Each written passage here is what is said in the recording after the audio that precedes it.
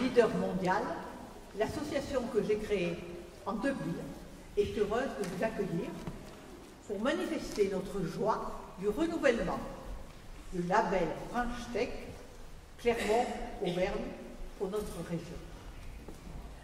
Je regrette que M. Olivier Bianchi, qui a fait énormément de travail pour ce faire, a été appelé par Madame la Première ministre et qu'il a été obligé donc de demander à une charmante jeune femme, décidément, des messieurs, j'ai difficile pour les avoir, vous voyez, là, j'ai une charmante jeune femme qui la représente, et je pense que tout à l'heure, elle va nous exposer, elle aussi, ce qu'elle pense de notre conférence.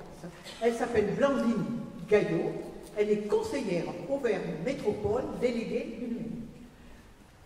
Je remercie Monsieur le Préfet, qui est toujours très aimable à mon endroit, et qui a accepté de faire l'ouverture, tout au moins de terminer l'ouverture, parce que Monsieur le Préfet termine toujours. Aujourd'hui, il terminera l'ouverture. Femme Leader Mondiale réalise de nombreuses conférences après des travaux importants. Je vais vous en citer juste quelques-uns. L'égalité des droits, l'argent virtuel, vivre après le cancer, oser s'épanouir, réussir. Femme digitale, femme d'avenir et tendance. C'est donc aujourd'hui Femmes et numérique qui sera aujourd'hui notre conférence avec des personnalités de grand renom. Je veux remercier au titre de l'association Audrey Pouchol, coordonnatrice de notre cercle business que nous avons créé il y a plusieurs années, d'avoir réalisé le challenge de réunir des personnes de si grande qualité, que vous pourrez constater tout à l'heure, afin de promouvoir dans le numérique l'investissement et l'entrepreneuriat féminin qui pourraient être les leviers d'un monde plus durable et responsable. Et nos adhérentes, je les remercie d'être aussi nombreuses. Merci à tous et je vais passer la parole donc à Madame Blandine.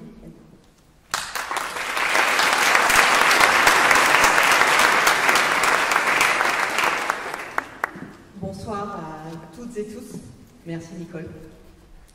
L'association Femmes Leaders Mondiales nous réunit nombreuses et nombreux ce soir pour parler d'un sujet majeur et d'actualité, la représentation des femmes dans les métiers du numérique et plus largement de la tech. C'est un plaisir pour moi ce soir de représenter Olivier Bianchi et c'est aussi l'occasion d'illustrer que la métropole s'est pleinement saisie du sujet qui va nous occuper puisqu'elle a choisi une femme comme conseillère déléguée au numérique, à la gouvernance de la donnée et de la métropole intelligente. Je tiens au nom de notre président Olivier Bianchi à vous remercier Nicole, présidente de l'association, ainsi qu'Audrey Pouchol pour l'organisation de cet événement, mais également pour votre engagement associatif. L'association, vous l'avez indiqué, fait rayonner la cause des femmes sur notre territoire comme partout en France et même à l'étranger.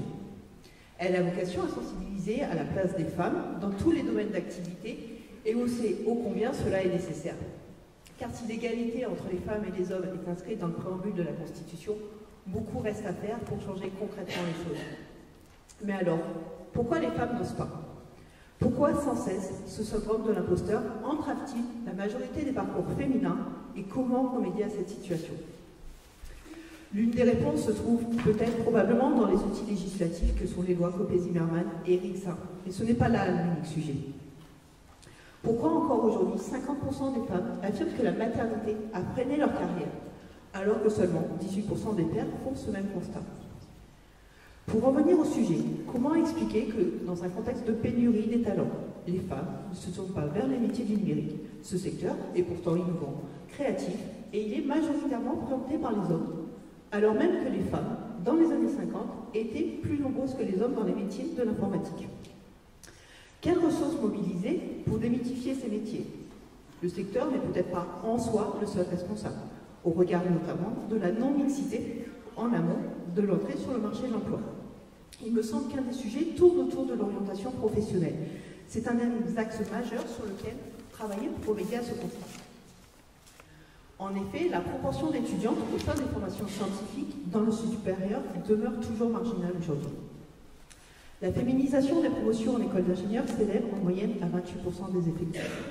Ce manque de parité est le fruit de plusieurs facteurs. et notamment des stéréotypes genrés intégrés dès l'enfance qui voudraient que les petites filles ne se dirigent pas vers ces métiers. Seulement 33% des filles sont encouragées par leurs parents à s'orienter vers les métiers du numérique.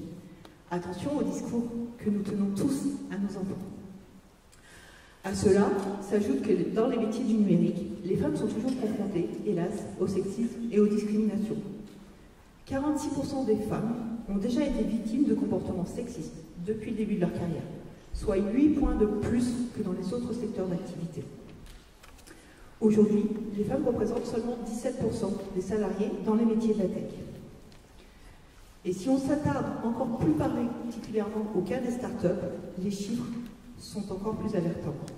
Plusieurs études montrent que les femmes se heurtent à des barrières lorsqu'elles se lancent avec leur start-up. Un homme, par exemple, lève 1,6 fois plus de fonds qu'une femme. Une femme lève 3,4 fois plus en s'alliant à un homme qu'à une femme. Aucune levée de fonds au-dessus de 50 millions d'euros n'a été réalisée par une équipe 100% féminine. Cela se traduit inévitablement par la faible représentation des femmes fondatrices ou cofondatrices, à la fois dans la French Tech 120 et dans le classement Next 40. Les programmes de la French Tech qui ont pour vocation à sélectionner les startups les plus performantes en capacité de devenir des leaders technologiques. La French Tech s'est saisie de ce sujet il y a quelques mois de cela et a lancé en mai 2022 le pacte parité, dont les engagements des signataires étaient les suivants. Atteindre un seuil minimal de femmes au bord des entreprises, former les managers à la diversité et à la lutte contre les discriminations et le harcèlement, garantir que 100% des fiches de poste publiées soient adressées à des profils tout autant féminins que masculins, et ça peut paraître anodin, mais c'est important quand on lit une offre d'emploi de pouvoir s'y projeter, et la manière dont elle est rédigée en est un élément. Constituer une équipe de partenaires en interne aux entreprises, composée à la fois de femmes et d'hommes pour parler au nom de l'entreprise, tant en interne qu'en externe, et mettre en place quelque chose qui aujourd'hui est encore un peu compliqué dans nos fonctionnements d'entreprise, un accompagnement spécifique à la parentalité et notamment à la reprise de fonction après un congé parental. Quand on a quitté son univers professionnel pendant plusieurs mois, voilà, l'intégration et le retour se préparent également. C'est le contenu de ce pacte de parité, mais se pose également ici, à l'échelle beaucoup plus locale et celle de nos métropoles, la question de nos leviers d'action. Au-delà de son intérêt pour le sujet de l'égalité femmes-hommes qui n'est plus à démontrer, Clermont-Auvergne Métropole souhaitait être partenaire de cette soirée ce soir afin de mettre en avant, Nicole l'a évoqué tout à l'heure, le renouvellement de la labellisation Communauté French Tech obtenue par l'association Clermont-Auvergne French Tech pour les 3 années à venir. Ce label, nous en sommes fiers parce que c'est la reconnaissance à la fois incontestable du dynamisme et de l'écosystème des startups et de l'innovation de notre territoire. Ce label, on l'a obtenu avec une candidature. Cette candidature, elle avait plusieurs points forts, dont l'un qui était de faire de la place des femmes dans le numérique, la tech et l'entrepreneuriat un axe stratégique de notre feuille de route. Comment ça se décline au quotidien et comment ça se traduit? Alors tout d'abord par des éléments très simples, la volonté d'avoir une coprésidence homme-femme, avec l'élection très récente d'un binôme à la tête de l'association, dont la présidente interviendra tout à l'heure et je la félicite et je la remercie pour son engagement. Un board qui est composé à 58% de femmes. Et puis surtout, quand on s'adresse à la question de notre public, des actions concrètes qui vont être menées dans les années à venir, notamment en partenariat avec Digital League, pour susciter des vocations, sensibiliser les services de ressources humaines à la place particulière des femmes et favoriser leur accompagnement. Des exemples concrets de réalisation qui vont être prévus dans le cadre de cette labellisation. On va faire réaliser des petites interviews sous forme des petites interviews vidéo d'étudiants qui ont choisi de s'orienter sur ces cursus-là, en école d'ingénieur ou en école d'informatique, et qui ont vocation à être diffusés sur les réseaux sociaux pour sensibiliser les jeunes lycéennes et collégiennes sur ce type d'études. On envisage également de mettre en place un programme Marraines de la Tech pour instaurer des relations privilégiées entre les femmes qui peuvent servir de modèle et les collégiennes du territoire. Cette question du modèle, elle est fondamentale. Aujourd'hui, les stéréotypes de genre, qu'on le veuille ou non, sont encore très présents dans notre modèle social. Et si on ne donne pas à voir aux jeunes filles, aux jeunes femmes, qu'il y a moyen de réussir, en leur montrant les réussites, et les réussites sont nombreuses, on les prive de la possibilité d'envisager des tas de choses. De manière beaucoup plus générale, Clermont-Auvergne Métropole est particulièrement attentive à la place des femmes dans l'entrepreneuriat, notamment à travers les structures et les projets qu'elle soutient et les services qu'elle déploie. C'est vrai, par exemple, sur des choses toutes simples, la mise en place de services de conciergerie dans nos pépinières d'entreprise, c'est un vrai service rendu aux femmes qui, malheureusement, gèrent encore aujourd'hui au quotidien beaucoup des tâches annexes de la vie d'un foyer. C'est également la mise à disposition sur le site Université Clermont d'un répertoire spécifique des réseaux dédiés aux femmes et des réseaux féminins d'accompagnement. D'une manière plus globale, il est dommage que ce secteur du numérique, et plus largement de la tech, se prive aujourd'hui de 50% de la population dans un contexte où il est difficile de recruter et où on manque de talents. J'ai une conviction personnelle qui est que ce sujet il avancera réellement qu'à partir du moment où c'est les hommes qui commenceront à en parler un peu plus que les femmes. C'est à ce moment-là qu'on se dira qu'il y a eu un bout d'acculturation. Donc aujourd'hui on le fait, on parle en tant que femme et on essaie de mobiliser. Le jour où on verra sur ces thématiques-là des hommes prendre le relais, je pense qu'on aura marqué pas mal de points. Si je devais retenir aujourd'hui qu'un élément, en ce qui concerne le sujet du numérique et de l'innovation, c'est que l'innovation, elle ne peut pas, elle ne doit pas être que technique. Être innovant aujourd'hui, c'est immanquablement être innovant sur la thématique environnementale, mais c'est surtout, et c'est ce qui va nous préoccuper ici ce soir, c'est être innovant en matière sociale. Et c'est une des dimensions à laquelle la métropole est particulièrement sensible. Si nous avons collectivement la volonté d'agir et les possibilités d'action chacun à son échelle, alors la réussite sera là.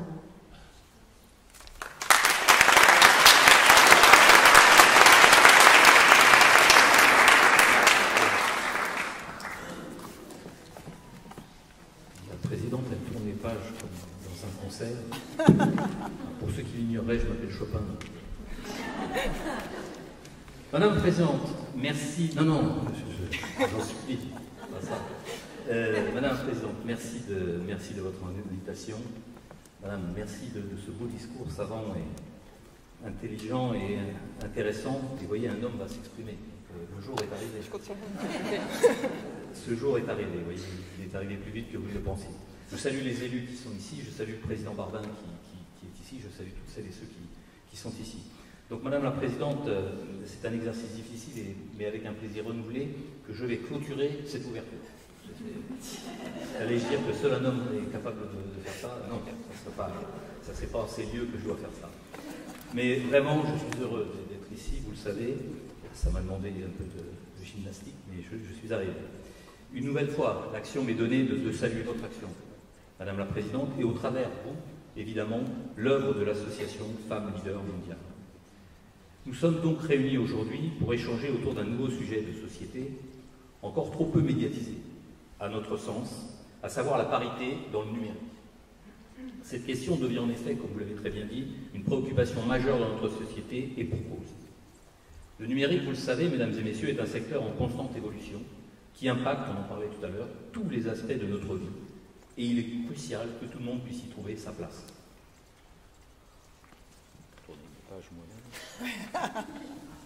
Malheureusement, comme vous le fîtes, nous constatons encore trop souvent une absence de mixité dans ce domaine. Les femmes, les personnes issues des minorités ethniques, les personnes handicapées, ne les oublions pas, et les personnes issues de milieux défavorisés sont souvent sous-représentées dans les métiers du numérique. Cela doit changer.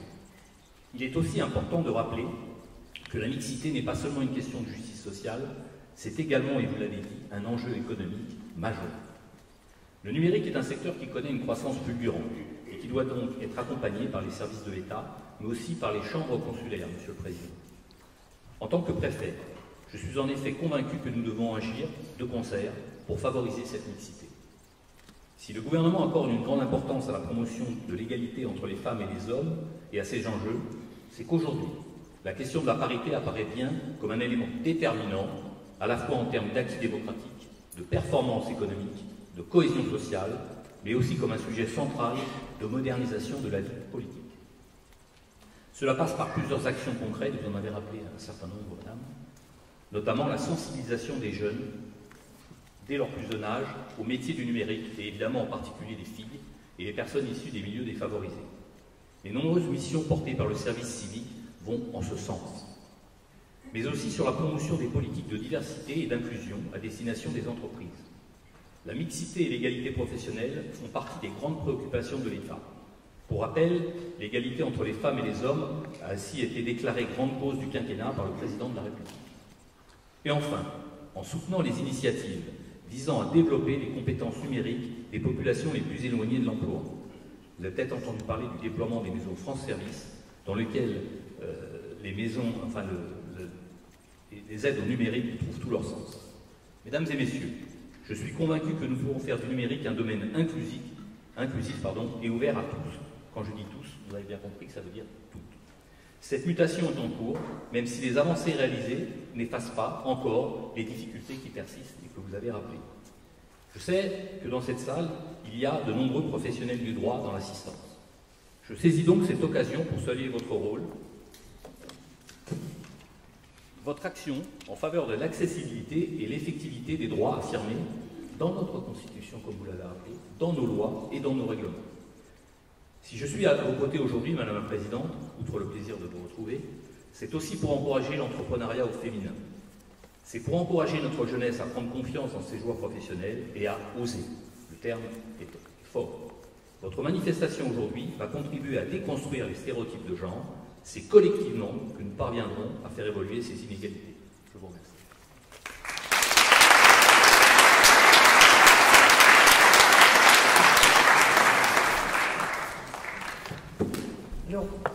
Je remercie Monsieur le Préfet. Je n'avais pas présenté Monsieur le Préfet, qui m'en excuse.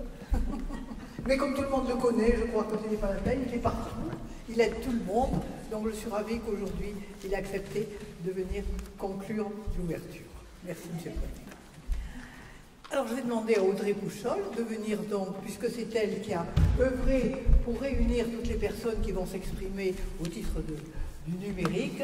Je pense que je vais lui laisser la parole et le micro pour s'en occuper. Merci Nicole. Bonsoir à tous et à tous. Merci beaucoup d'être là, Monsieur le Préfet, Monsieur le Président de la CCI. Merci à vous toutes et tous. Et particulièrement, je suis ravie de voir autant de monde et de voir autant de messieurs. Merci d'être présents sur cette thématique, parce qu'il est bien question là de complémentarité et de comment on peut faire avancer les choses ensemble et non pas de savoir qui prend la place de qui. Moi, tout le monde ne me connaît peut-être pas, je m'appelle Audrey Pouchol, je suis dirigeante de l'entreprise Business & New qui est spécialisée dans les techniques de vente et la relation client. Je suis surtout ce soir la coordinatrice du Cercle Business pour l'association Femmes Leader Mondiale. Et c'est à ce titre-là que j'ai proposé à l'école d'organiser cette conférence dont vous allez voir le résultat ce soir et j'espère qu'il vous plaira. Deux choix pleinement assumés pour cette soirée.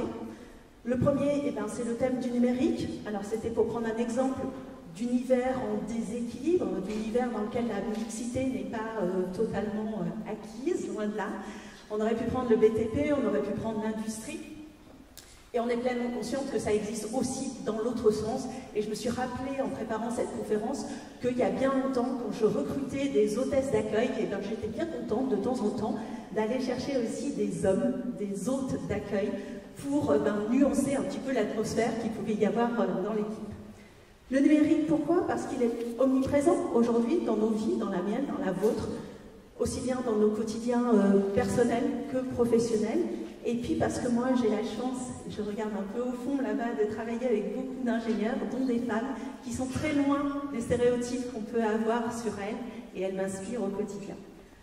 Le deuxième choix pleinement assumé, c'est que ce soir vous allez voir des expertes femmes, des expertes féminines. L'idée, encore une fois, c'est pas d'imposer la femme, mais c'est bien de les mettre en lumière parce que justement, elles sont minoritaires et que ce soir, on a décidé de leur laisser la parole.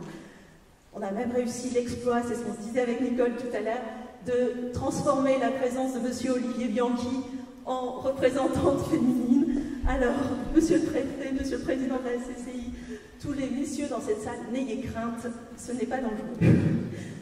Pour commencer cette soirée, cette partie conférence, je vais demander à Clotilde Petit de me rejoindre sur scène. On va aller s'installer au milieu, Clotilde. Et alors, vous pouvez l'applaudir chaleureusement pour l'encourager.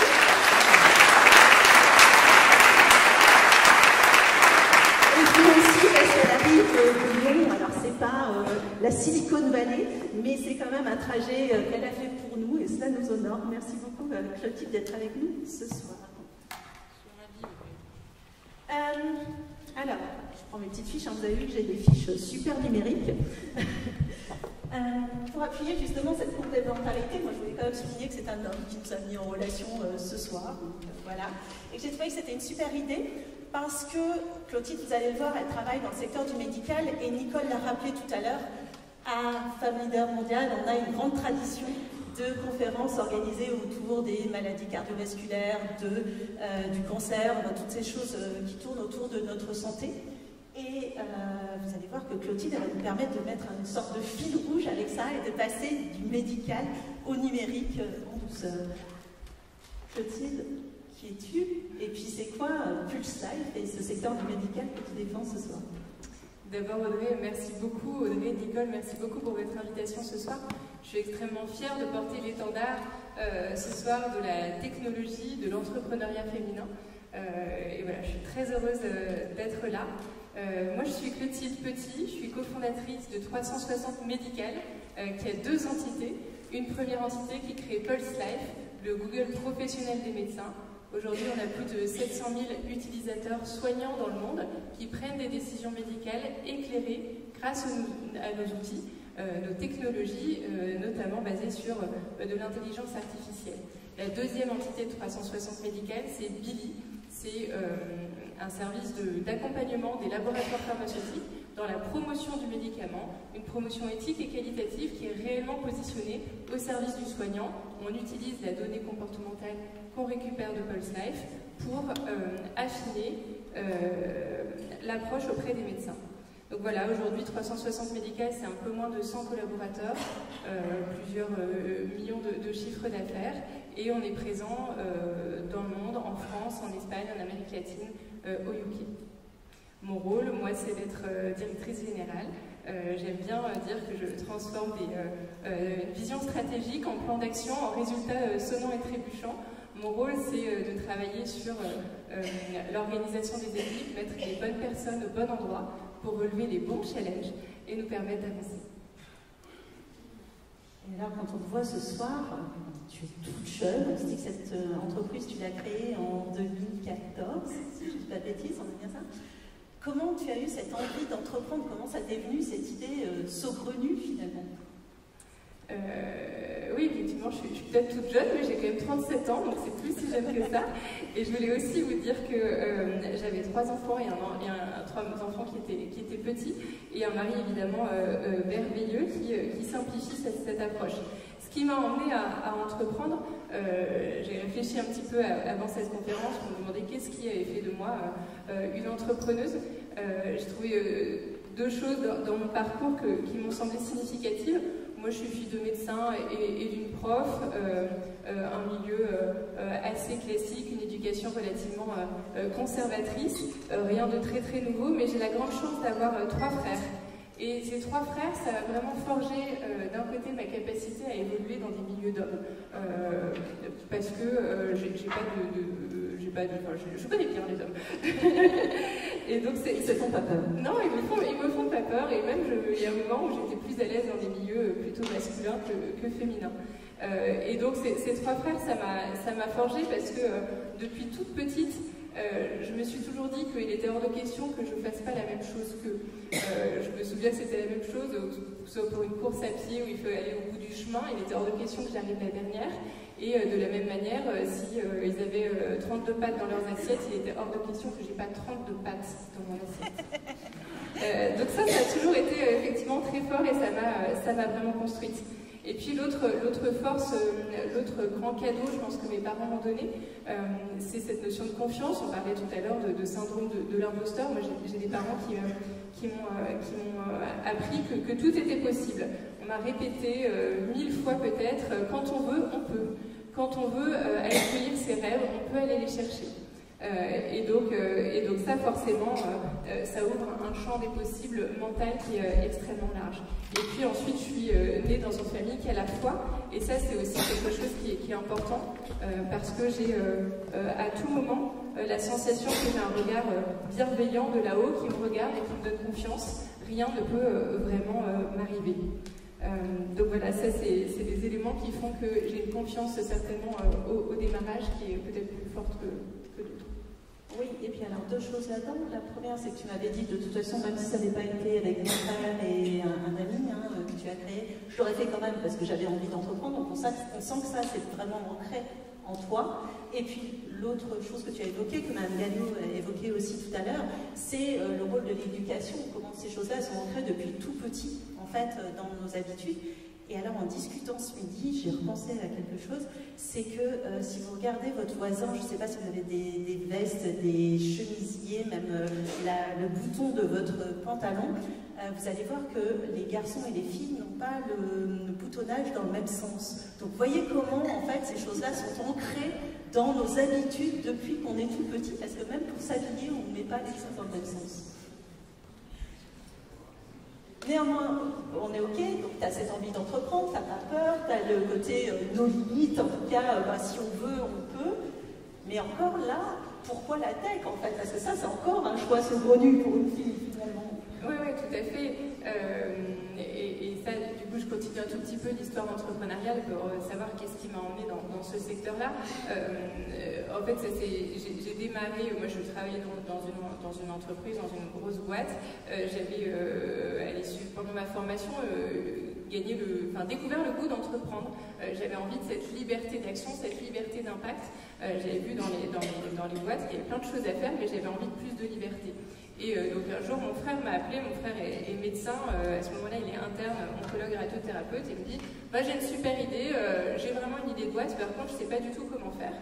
Et donc c'est comme ça que ça a démarré. Moi je lui ai dit mais cherche pas plus loin, c'est moi. Moi j'ai pas d'idée mais je sais comment faire. Et donc c'est un beau message sur la complémentarité. Exactement. Parce que on est frères et sœurs, on vient du même berceau et pour autant on a des approches qui sont extrêmement complémentaires et ça se voit aujourd'hui dans le rôle qu'on a chacun dans la boîte. Grégoire porte la vision, il porte l'expertise médicale et moi mon rôle est beaucoup plus sur le déroulé opérationnel de cette vision. Et ta question ensuite c'était comment est-ce que je suis arrivée dans la tech. La tech je ne serais pas arrivée toute seule, j'avais envie d'entreprendre mais je ne serais jamais partie toute seule dans la tech avec certainement les a priori qu'ont les femmes encore aujourd'hui, se dire c'est peut-être pas très sexy en fait, ça me paraît un peu obscur, je comprends beaucoup mieux les cosmétiques. En tout cas, oui, non mais c'était ce que je ressentais à l'époque en tout cas, c'est sans être, voilà, c'est ce que j'ai ressenti à l'époque. Et du coup quand il m'a appelé, j'étais pas forcément partie pour la tech. Moi ce qui m'a séduite c'était le sens de la mission déjà, aller dans le secteur médical, on allait résoudre cette problématique des connaissances médicales qui explosent, apporter une solution pratique pour aider le médecin à prendre la bonne décision et ça s'investir sur les sujets qui ont du sens, c'est ça qui m'a porté ma motivation beaucoup plus qu'aller dans la tech. Et aujourd'hui je sais que dans les femmes qui ont envie de s'investir dans la tech, c'est sur des sujets de l'éducation, du social, là où on peut avoir un impact positif sur le monde. Donc voilà, moi c'est comme ça que je suis arrivée dans la tech. Après, moi c'est un secteur que j'ai envie de recommander. Oui, c'était l'idée aussi, c'est que souvent après on peut servir de rôle modèle. Alors je ne sais pas si c'est lourd à porter ou pas, et puis comment on peut aussi le transmettre, recruter, ouvrir ce secteur-là à d'autres femmes. Moi ce que j'ai déjà envie de dire, c'est que la révolution numérique, c'est la troisième révolution technologique de notre ère. C'est en train de... c'est un tsunami qui vient révolutionner nos manières de vivre et on doit effectivement être présente pour prendre ces décisions, pour inventer le monde de demain. On ne peut pas le laisser simplement à une partie de la planète, cette innovation. Donc on a besoin de nous, en tant que femmes, on a besoin de prendre notre place. Et cette tâche, je pense qu'elle est plus facile à prendre peut-être que dans d'autres secteurs. Moi j'ai travaillé un petit peu, pas très longtemps, mais quand même dans des secteurs qui étaient plus industriels.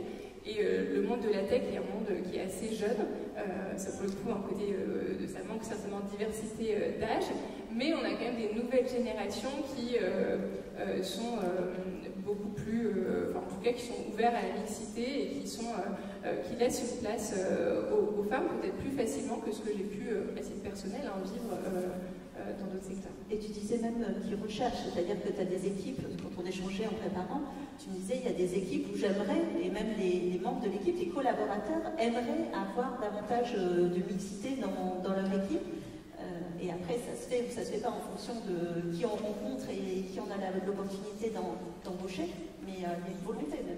Tout à fait. Je crois qu'aujourd'hui, l'intérêt de la diversité, plus personne la remet en question.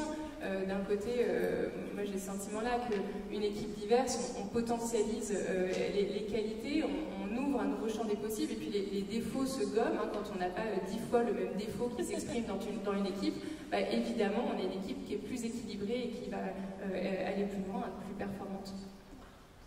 Et concrètement, comment tu traduis ça justement dans ta politique RH, dans ton recrutement?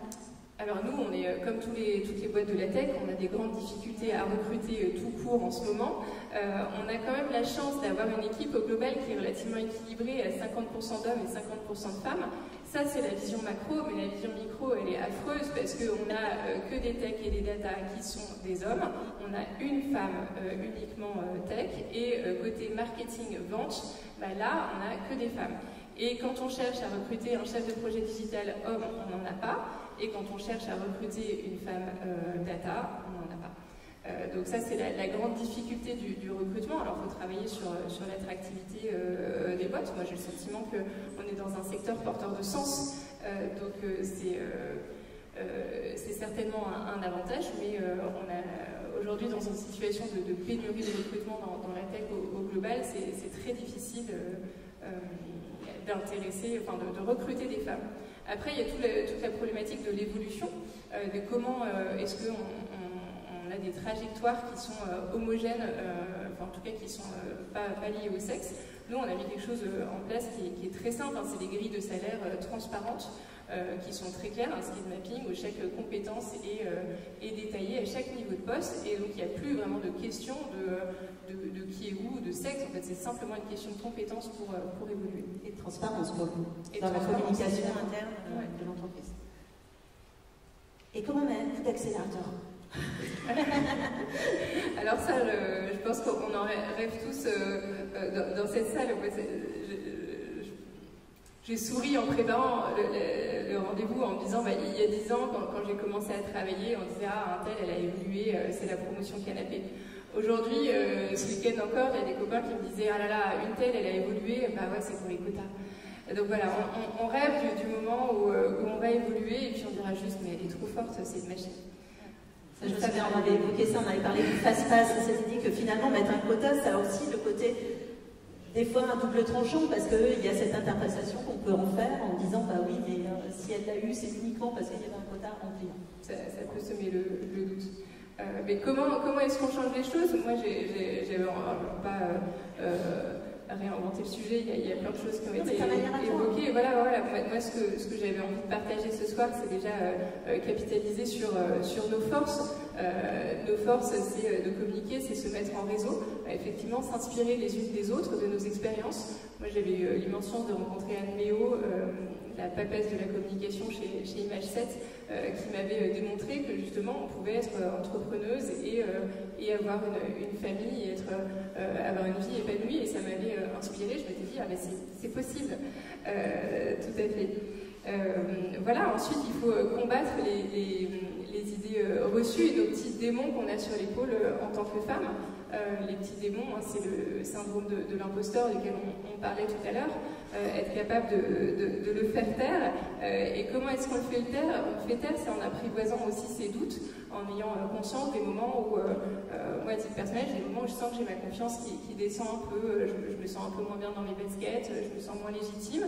Et bien voilà, c'est en prendre conscience et me dire, ben voilà Claude, de quoi tu as besoin pour remonter en confiance et être à nouveau bien dans tes baskets. Et prendre le temps de réfléchir à ça et de gérer sa confiance comme on gère un indicateur. Ça, on sent bien le côté opérationnel. Voilà. Et puis, tu parlais aussi de mentoring, de choses qu'on pouvait mettre en place. Oui, ça c'est évident, le mentoring, s'inspirer les unes des autres, capitaliser sur les expériences de chacune, en se montrant que tout est possible. Moi j'ai le sentiment aussi, quand je discute avec mon entourage, que l'autre frein, c'est aussi ce frein de la vie pro et de la vie perso. Et quand on disait tout à l'heure qu'énormément de femmes ont l'impression qu'elles sont freinées par la maternité, par le fait de prendre du temps pour sa famille. Moi j'avais envie d'être un peu impertinente et de dire que certainement qu'on ne peut pas tout mener de front, on ne peut pas tout faire parfaitement, par contre on a le choix de choisir ce qu'on a envie de faire bien et ce qui est réellement important. Et moi c'est comme ça en tout cas que j'ai choisi ma voie. Je me suis en tout cas c'est sûr bien entourée et c'est pour ça que je tenais à vous le dire, parce que c'est un élément effectivement clé pour s'épanouir dans sa vie personnelle et dans sa vie professionnelle. Mais ensuite, c'est aussi savoir choisir ses combats. Moi, ma maison, c'est certainement pas une maison instagrammable où tout est parfait. Je suis pas toujours très bien coiffée et je suis toujours la dernière à souhaiter les joyeux anniversaires à mes amis. Bah voilà, c'est comme ça. Mais c'est quelque chose que j'assume et je pense qu'à la fin de mon voyage, quand je me retournerai sur ma vie et sur ce que j'ai accompli, et ben c'est pas ça que je retiendrai plutôt ces grandes choses, ces sourires, ces gens qui m'entourent, cette équipe qui me motive au quotidien et qui fait voilà, qu'on change le monde dans la tech. Et alors justement, tu m'offres une très très belle transition pour conclure. En fait, si on veut changer, qu'est-ce qu'on change là concrètement dès demain quand on rentre dans nos entreprises? Alors tu m'avais parlé d'une baguette magique. Alors moi j'étais partie plutôt sur augmenter mécaniquement le niveau de confiance, le niveau de confiance de chaque femme pour qu'elle se lance et qu'elle ne se bride pas et qu'elles aillent au bout de leur rêve. De manière plus opérationnelle alors dans nos entreprises, même dans la discussion que j'avais tout à l'heure, moi je crois que si on apprenait le code à l'école à nos enfants, autant les filles que les garçons, finalement, on éviterait d'imaginer que c'est un monde plus obscur, un peu noir, qu'on ne connaît pas. En fait, c'est simplement du code, quoi. Et ça permet de faire des trucs super, parce que le sens du code, c'est quoi? C'est ce qu'on met derrière. En fait, le code appliqué à la santé, appliqué à l'éducation, bah, évidemment, ça devient extrêmement sexy. Et puis ce que tu as dit, effectivement, c'est aussi sur la jauge de confiance et cette notion qui nous est chère à l'Association Femmes Leaders Mondiale, qui est oser, parce que c'est là aussi que nous, femmes, on a souvent un petit déficit quand même à combler. Alors on lutte contre le petit démon sur l'épaule et on avance. Parfait, moi j'aime bien comme mot de la fin, je crois qu'on peut l'applaudir.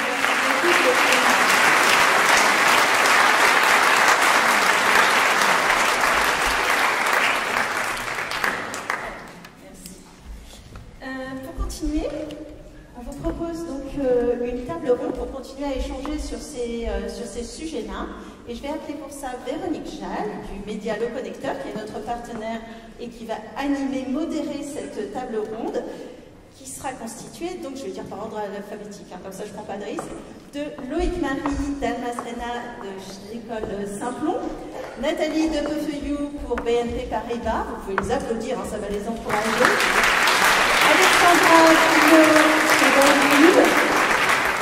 et Laura Osmani, Sadi Agri, et donc notre toute nouvelle, fraîchement élue co-présidente de la French Tech Mondiale. Merci à vous. Installez-vous et bonsoir à tous. On laisse une place vide pour l'invité mystère de la fin. Donc bonsoir à tous. Donc, je suis Véronique Jal du Connecteur. Je suis effectivement très heureuse de vous voir nombreux et mixtes ce soir. On a déjà entendu, on avait préparé une introduction, on a déjà entendu pas mal de choses de la part notamment de Blandine Gaillot sur les chiffres, mais Nathalie reviendra tout à l'heure. Et puis également une intervention extrêmement inspirante de la part de Clotilde, avec une posture très encourageante et très motivante pour les femmes que nous sommes. Et effectivement, on est dans une configuration assez rare, à 5 femmes en tribune. Donc, voilà. Mais on s'est dit aussi avec Audrey que c'était exceptionnel et c'était pour lancer peut-être une série. Alors, on a pas mal discuté en amont avec les différentes intervenantes, et puis quand on prépare comme ça une conférence, c'est un sujet qui revient un peu dans les conversations quotidiennes, et en fait, je pense qu'on peut dire que ça reste aujourd'hui encore un sujet assez clivant, ces sujets d'égalité, de parité, et même parmi les femmes. On l'avait évoqué, hein, le sujet des quotas, par exemple, dont certaines considèrent que c'est nécessaire, et d'autres s'arc-boutent dès qu'on prononce le mot. Le mot de féministe aussi, parfois c'est revendiqué, parfois c'est un mot honni. Bref, on a pas mal de sujets comme ça qui sont plutôt très clivants et qui génèrent des réactions un peu épidermiques. L'idée ce soir, c'était finalement de ne pas refaire le constat, même si on va quand même prendre un moment peut-être plus court pour le rappeler, parce qu'en fait, il y a cette notion, et on y reviendra tout à l'heure, de prendre conscience. À partir du moment où on a compris, où on a chaussé ses lunettes, et qu'on ne voit plus les choses de la même façon, on peut commencer à transformer. Donc on évoquera ce sujet-là, mais en fait ce qu'on avait envie de faire avec les 4 intervenantes que je vais vous présenter, c'est plutôt de s'orienter sur qu'est-ce qu'on fait une fois qu'on a partagé ce constat, qu'est-ce qu'on a comme outil, comme levier à disposition pour accélérer la transformation, pour faire bouger les lignes, et voilà, pour faire que, après avoir parlé de la promotion canapé et de la promotion quota, on ne parle plus du sujet parce que ce n'est plus un sujet. Et voilà, on sent encore qu'il y a un peu de chemin à parcourir. Donc je saute toute ma partie d'introduction que j'avais prévue, mais qui a quand même déjà été abondamment traitée sur en fait tous les biais et tous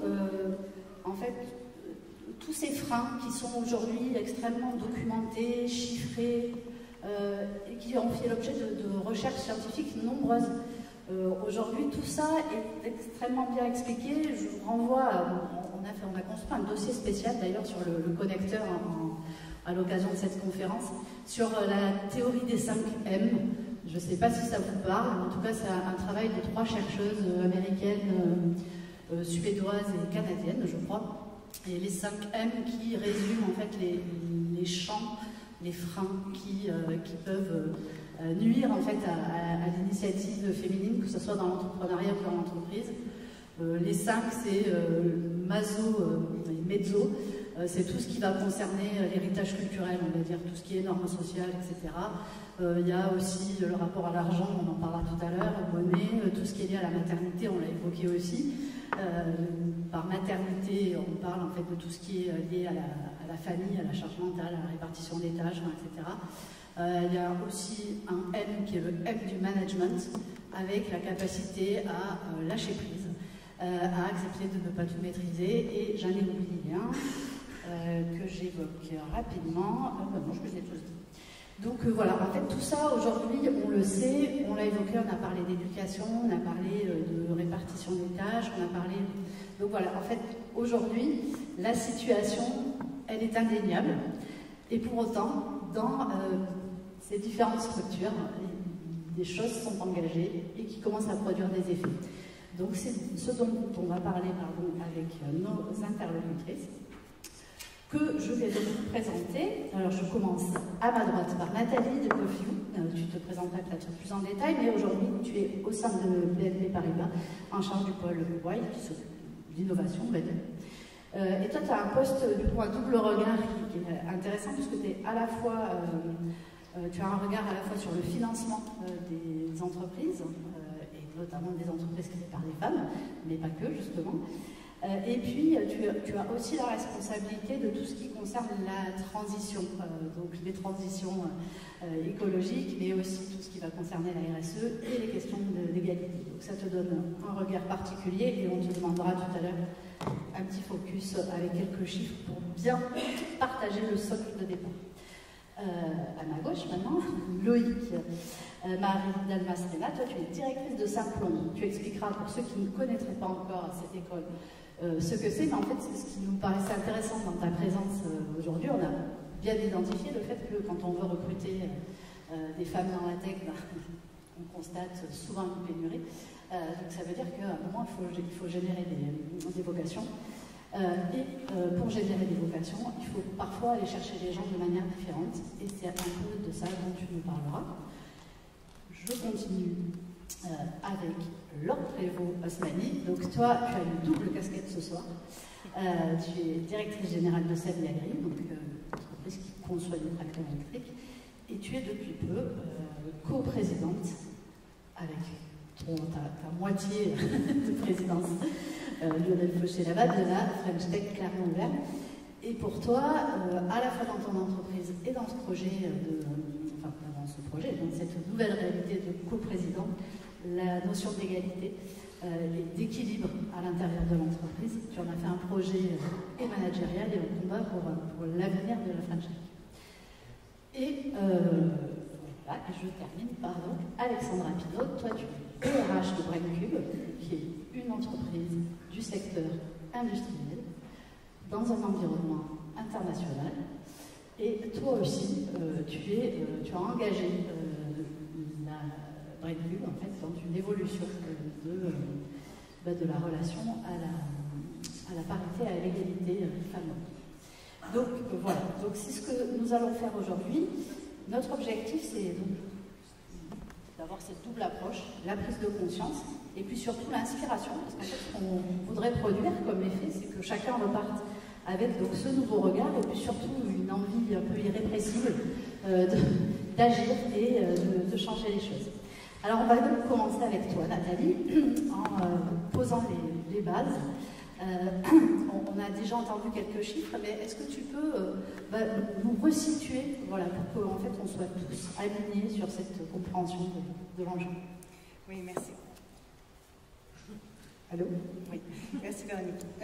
Effectivement, en fait, à la base, les femmes représentent 48% de la population active. Quand ensuite on regarde la proportion de femmes dans les diplômés de l'enseignement supérieur, on tombe à 57%. 25% vont dans les métiers ingénieurs. 20% vont se diriger dans les métiers de l'IT. Et quand on regarde 10 ans après, 40% des femmes auront quitté ce secteur. Donc il y a une déperdition pratiquement à chaque étape.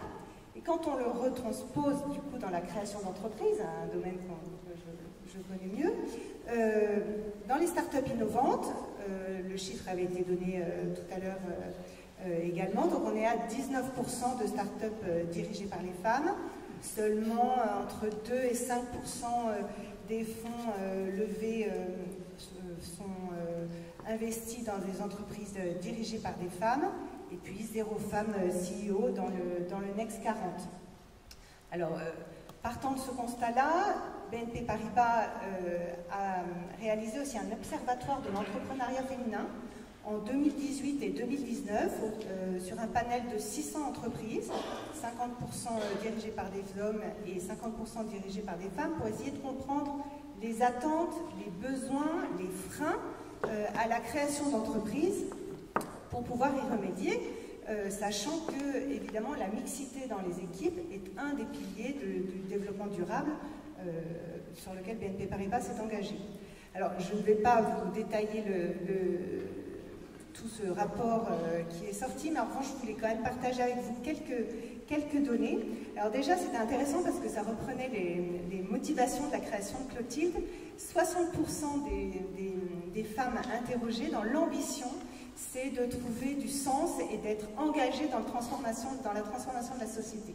C'est un marqueur fort dans l'ambition des femmes qui s'engagent dans la création d'entreprises. À l'inverse, dans les freins, les femmes ont 3 fois plus que les hommes ce sentiment un manque de confiance en soi et qui pourrait les conduire à renoncer à la création d'entreprises. Après, dans l'accompagnement, 44% des femmes font partie d'un réseau, mais seulement 10% considèrent que c'est un réseau, c'est un objectif de business, ce qui n'est pas du tout, ce qui est une proportion inverse chez les hommes qui intègrent des réseaux. Ensuite, dans l'accès au financement, elles vont beaucoup moins recourir au financement externe, à la fois parce que globalement elles sont plus averses au risque que les hommes, et puis elles ont exprimé, dans cette étude en tout cas, une insuffisance d'informations sur les accès au financement bancaire. Alors, on n'est pas...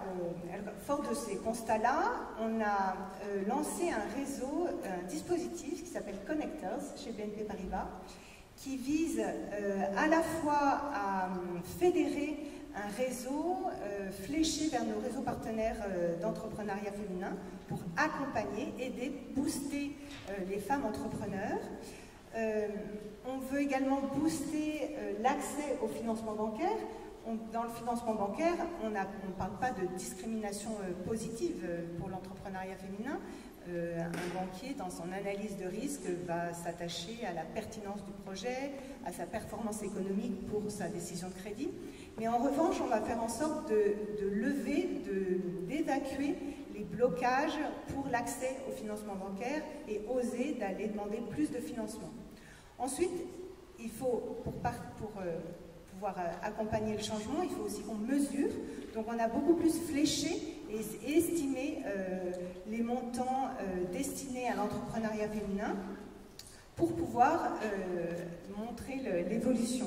En 2022, on a 3 milliards d'euros qui ont été fléchés vers l'entrepreneuriat féminin en crédit bancaire. Et sur la partie levée de fonds, nos fonds BNP Développement ont investi dans 10% des entreprises, dans des startups dirigées par des femmes. Ça peut sembler peu, mais ça fait c'est quand même plus de 2 fois le marché. Et l'objectif est d'arriver à 25% en 2025. Est-ce que tu veux réagir, Laure, sur... Oui, tout à fait. Du coup, j'ai la chance, en effet, d'avoir l'accompagnement de Nathalie côté bancaire au niveau de notre entreprise. Et c'est vrai que c'est intéressant de ces chiffres-là, puisque je les connais très bien, puisqu'au niveau, en effet, européen, pareil, on se dit moins de 5% des fonds disponibles vont à des tandems où une femme est présente, juste une. N'imagine même pas à quel point on plombe la team pour le financement. Et c'est cela, finalement, l'inverse.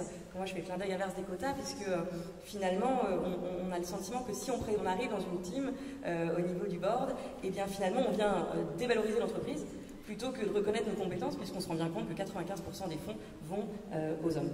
Par contre, sur le côté positif, en effet, c'est ces schémas d'accompagnement, c'est peut-être ces réseaux. Je pense en effet que c'est quelque chose d'essentiel de se mettre en connexion, et un certain nombre auxquels en effet BNP Paribas a pu participer, pour encourager les femmes à se rendre compte que c'est ensemble, par nos différents échanges, alors le mentoring, on en parlait en effet, que nous allons pouvoir déjà nous-mêmes nous transformer pour aller sur ces marchés.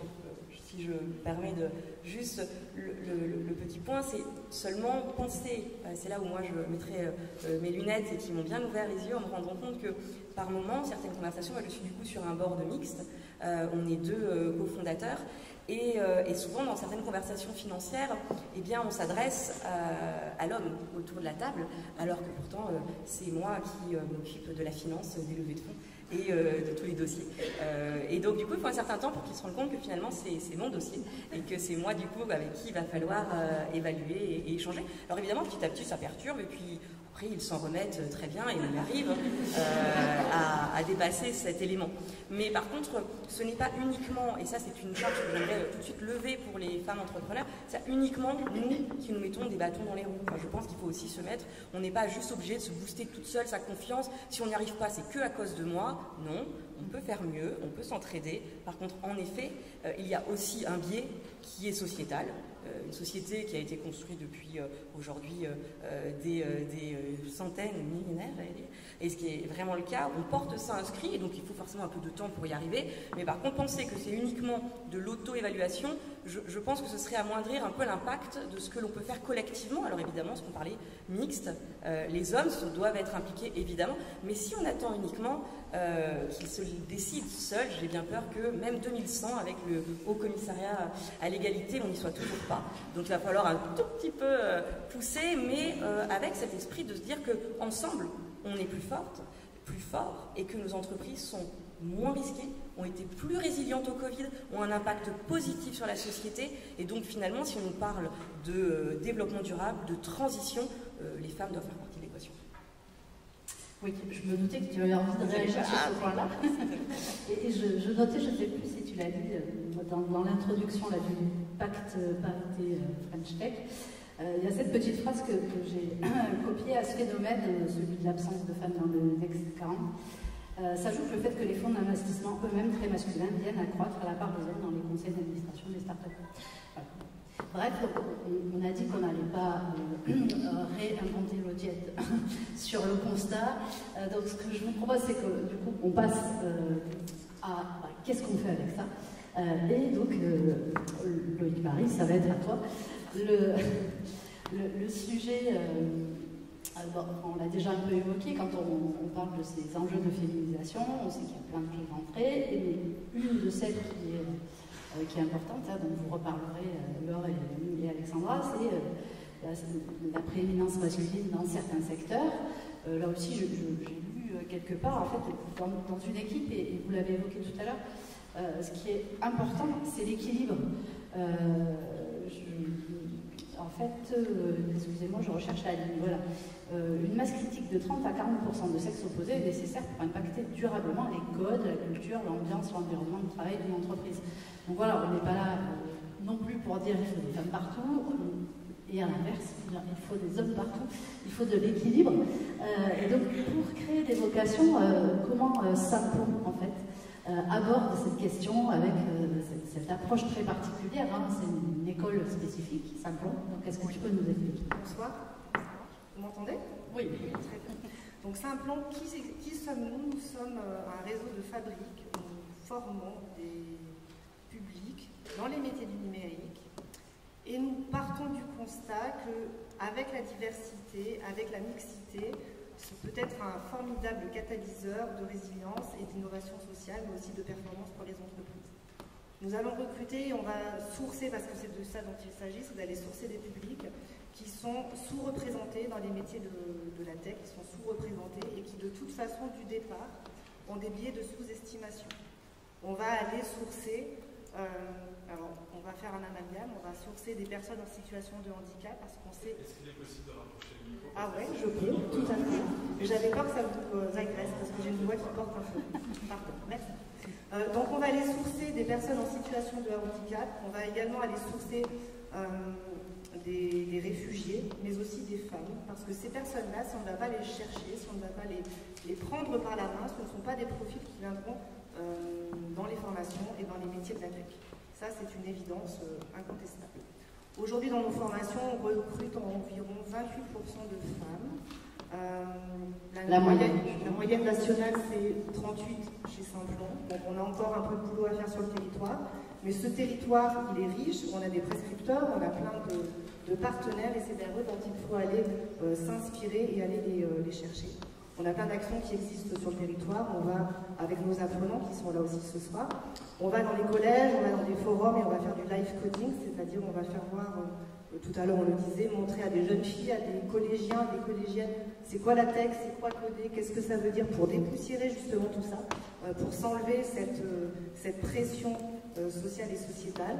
On va dans des actions plus spécifiques dans le centre de formation des droits de la famille et des femmes, École de la deuxième chance, mission locale, parce que c'est dans ces publics-là qu'on peut aller chercher ces vocations et les futurs talents pour les entreprises, parce que c'est de ça dont il s'agit aussi. Et alors vous avez été assez loin, je pense que ça peut faire réagir dans un premier temps, mais tu vas expliquer la philosophie, en créant le SAS Hackers. C'est ça. Alors, ce SAS Hackers existe depuis 2018 au niveau national chez Simplon. Il a été éprouvé à Lyon depuis 2 ans. Et on va bientôt le faire sur Clermont-Ferrand, donc ça c'est plutôt, je suis assez contente de pouvoir le porter. On va, ça va être une formation flash de 6 semaines dédiée spécifiquement et exclusivement pour des femmes. Ce qui va permettre un espace de parole, ça va permettre à ces femmes de s'enlever la pression de comparaison, de légitimité, de se dire j'ai ma place, mais sans avoir ces hommes à ses côtés, et pardon pour la sensibilité masculine, mais sans avoir cette pression qu'elles peuvent avoir au quotidien. et ce qui nous permet d'avoir un espace de parole, mais vraiment, et elles osent se tromper, elles osent faire et elles osent dire. Sur Lyon, il y a eu 120 femmes qui ont été formées via ce SASACEUS, et on retrouve par ce biais de sourcing plus de 50% de femmes dans les futures formations. Donc ça a été éprouvé, et maintenant sur Clermont-Ferrand, on va aller le déployer, mais avec tous les partenaires et pas tout seul, évidemment. Très bien, je disais ça peut faire réagir parce que du coup on est sur une approche en non-mixité, mais on est sur un SAS. Donc en fait c'est une non-mixité qui ensuite permet d'optimiser et de développer le nombre de celles qui vont poursuivre la formation complète. Après c'est sûr que dans nos formations on a toujours envie d'avoir la parité, d'avoir autant de femmes que d'hommes, c'est pas possible. Par contre si on arrive à capter des futurs talents, si on arrive à capter dans nos formations des femmes, on sait que cet apport-là, le fait de saupoudrer cette féminité dans les promotions va apporter de la complémentarité et c'est un vrai catalyseur de performance dans nos promotions elles sont tout à fait différentes quand elles sont 100% masculines, elles n'ont pas du tout la même vocation de réussite et on le voit au travers de toutes les formations qu'on a pu déployer sur le campus. Et alors peut-être un dernier point avant de passer la parole à Alexandra. Lorsqu'on échangeait à propos de votre pédagogie particulière et puis de la manière dont vous recrutez, vous sourcez, oui, parce que c'est ça dont il s'agit. Après, tu disais, ce qui est important aussi, c'est d'avoir un continuum école-entreprise qui soit cohérent et de faire évoluer aussi les entreprises dans leur approche pour pouvoir intégrer différemment en fait, ces profils de candidats au recrutement et ensuite dans l'entreprise. Dans l'entreprise, effectivement, il y a plusieurs points. Aujourd'hui, les entreprises recrutent de façon tout à fait classique sur CV, en fonction de certains profils, et les profils sont tous à peu près câblés de la même façon sur des profils d'ingénieurs. Aujourd'hui, nous, on a des parcours qui sont sous-représentés, qui sont dans les angles morts, et qui n'ont pas, dont les parcours ne sont pas tout à fait linéaires et qui ne rentrent pas sur un CV. Si demain une entreprise voit le CV dont on te propose, pour Alexandra aussi, on ne fait pas envie, le candidat ne fait pas envie. Donc l'idée c'est de se dire, au lieu de recruter sur CV, venez rencontrer nos profils, venez écouter leurs histoires qui appellent à l'humilité pour beaucoup, et pour beaucoup de parcours, et de se dire aujourd'hui ces profils-là, nous, simplons, nos formateurs qui sont des spécialistes de leur métier, ne vont pas former sur du descendant, sur de la pédagogie classique et traditionnelle. On va être sur du brief, des compétences faites sur coups humains, sur un cas d'école, des use cases, et on apprend vraiment en ayant les mains dans le cambouis. Alors là, pour le coup, c'est les mains dans la tech, et c'est la meilleure façon dont on a de transmettre.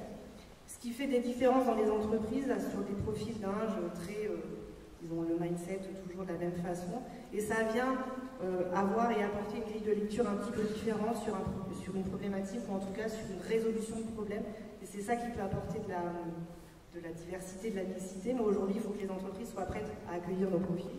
Et on sait qu'on ne tape pas toujours correctement, que les profils ne sont pas dans les standards des attendus des entreprises, mais si on arrive petit à petit à dépoussiérer tout ça, découturer tout ça, on arrivera tous ensemble à faire en sorte et de répondre aux entreprises qui sont à la recherche aujourd'hui de talents. Et finalement, peu importe d'où elles viennent et comment elles se forment, ce qui compte, c'est la performance des entreprises qui sont en innovation et en réussite sociale. Merci. Et donc, voilà, Alexandra et Laure, cette histoire en fait, de continuum de formation en entreprise et de cohérence dans les projets managériaux et la culture RH, c'est un peu vos chevaux de bataille toutes les deux.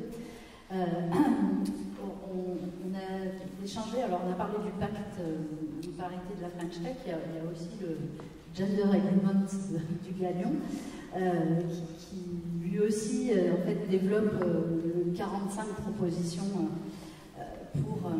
pour améliorer la parité, pour plein de raisons, et notamment que vous avez évoqué, Clotilde, parce qu'il faut de la diversité, parce qu'il faut tous les regards dans une entreprise pour être efficace. Et donc, dans ce pacte du Galion, on parle culture de l'égalité, on parle respect et exemplarité, on parle volontarisme dans le recrutement et adaptation dans les approches, ça fait écho à ce que tu viens de dire, Loïc Marie.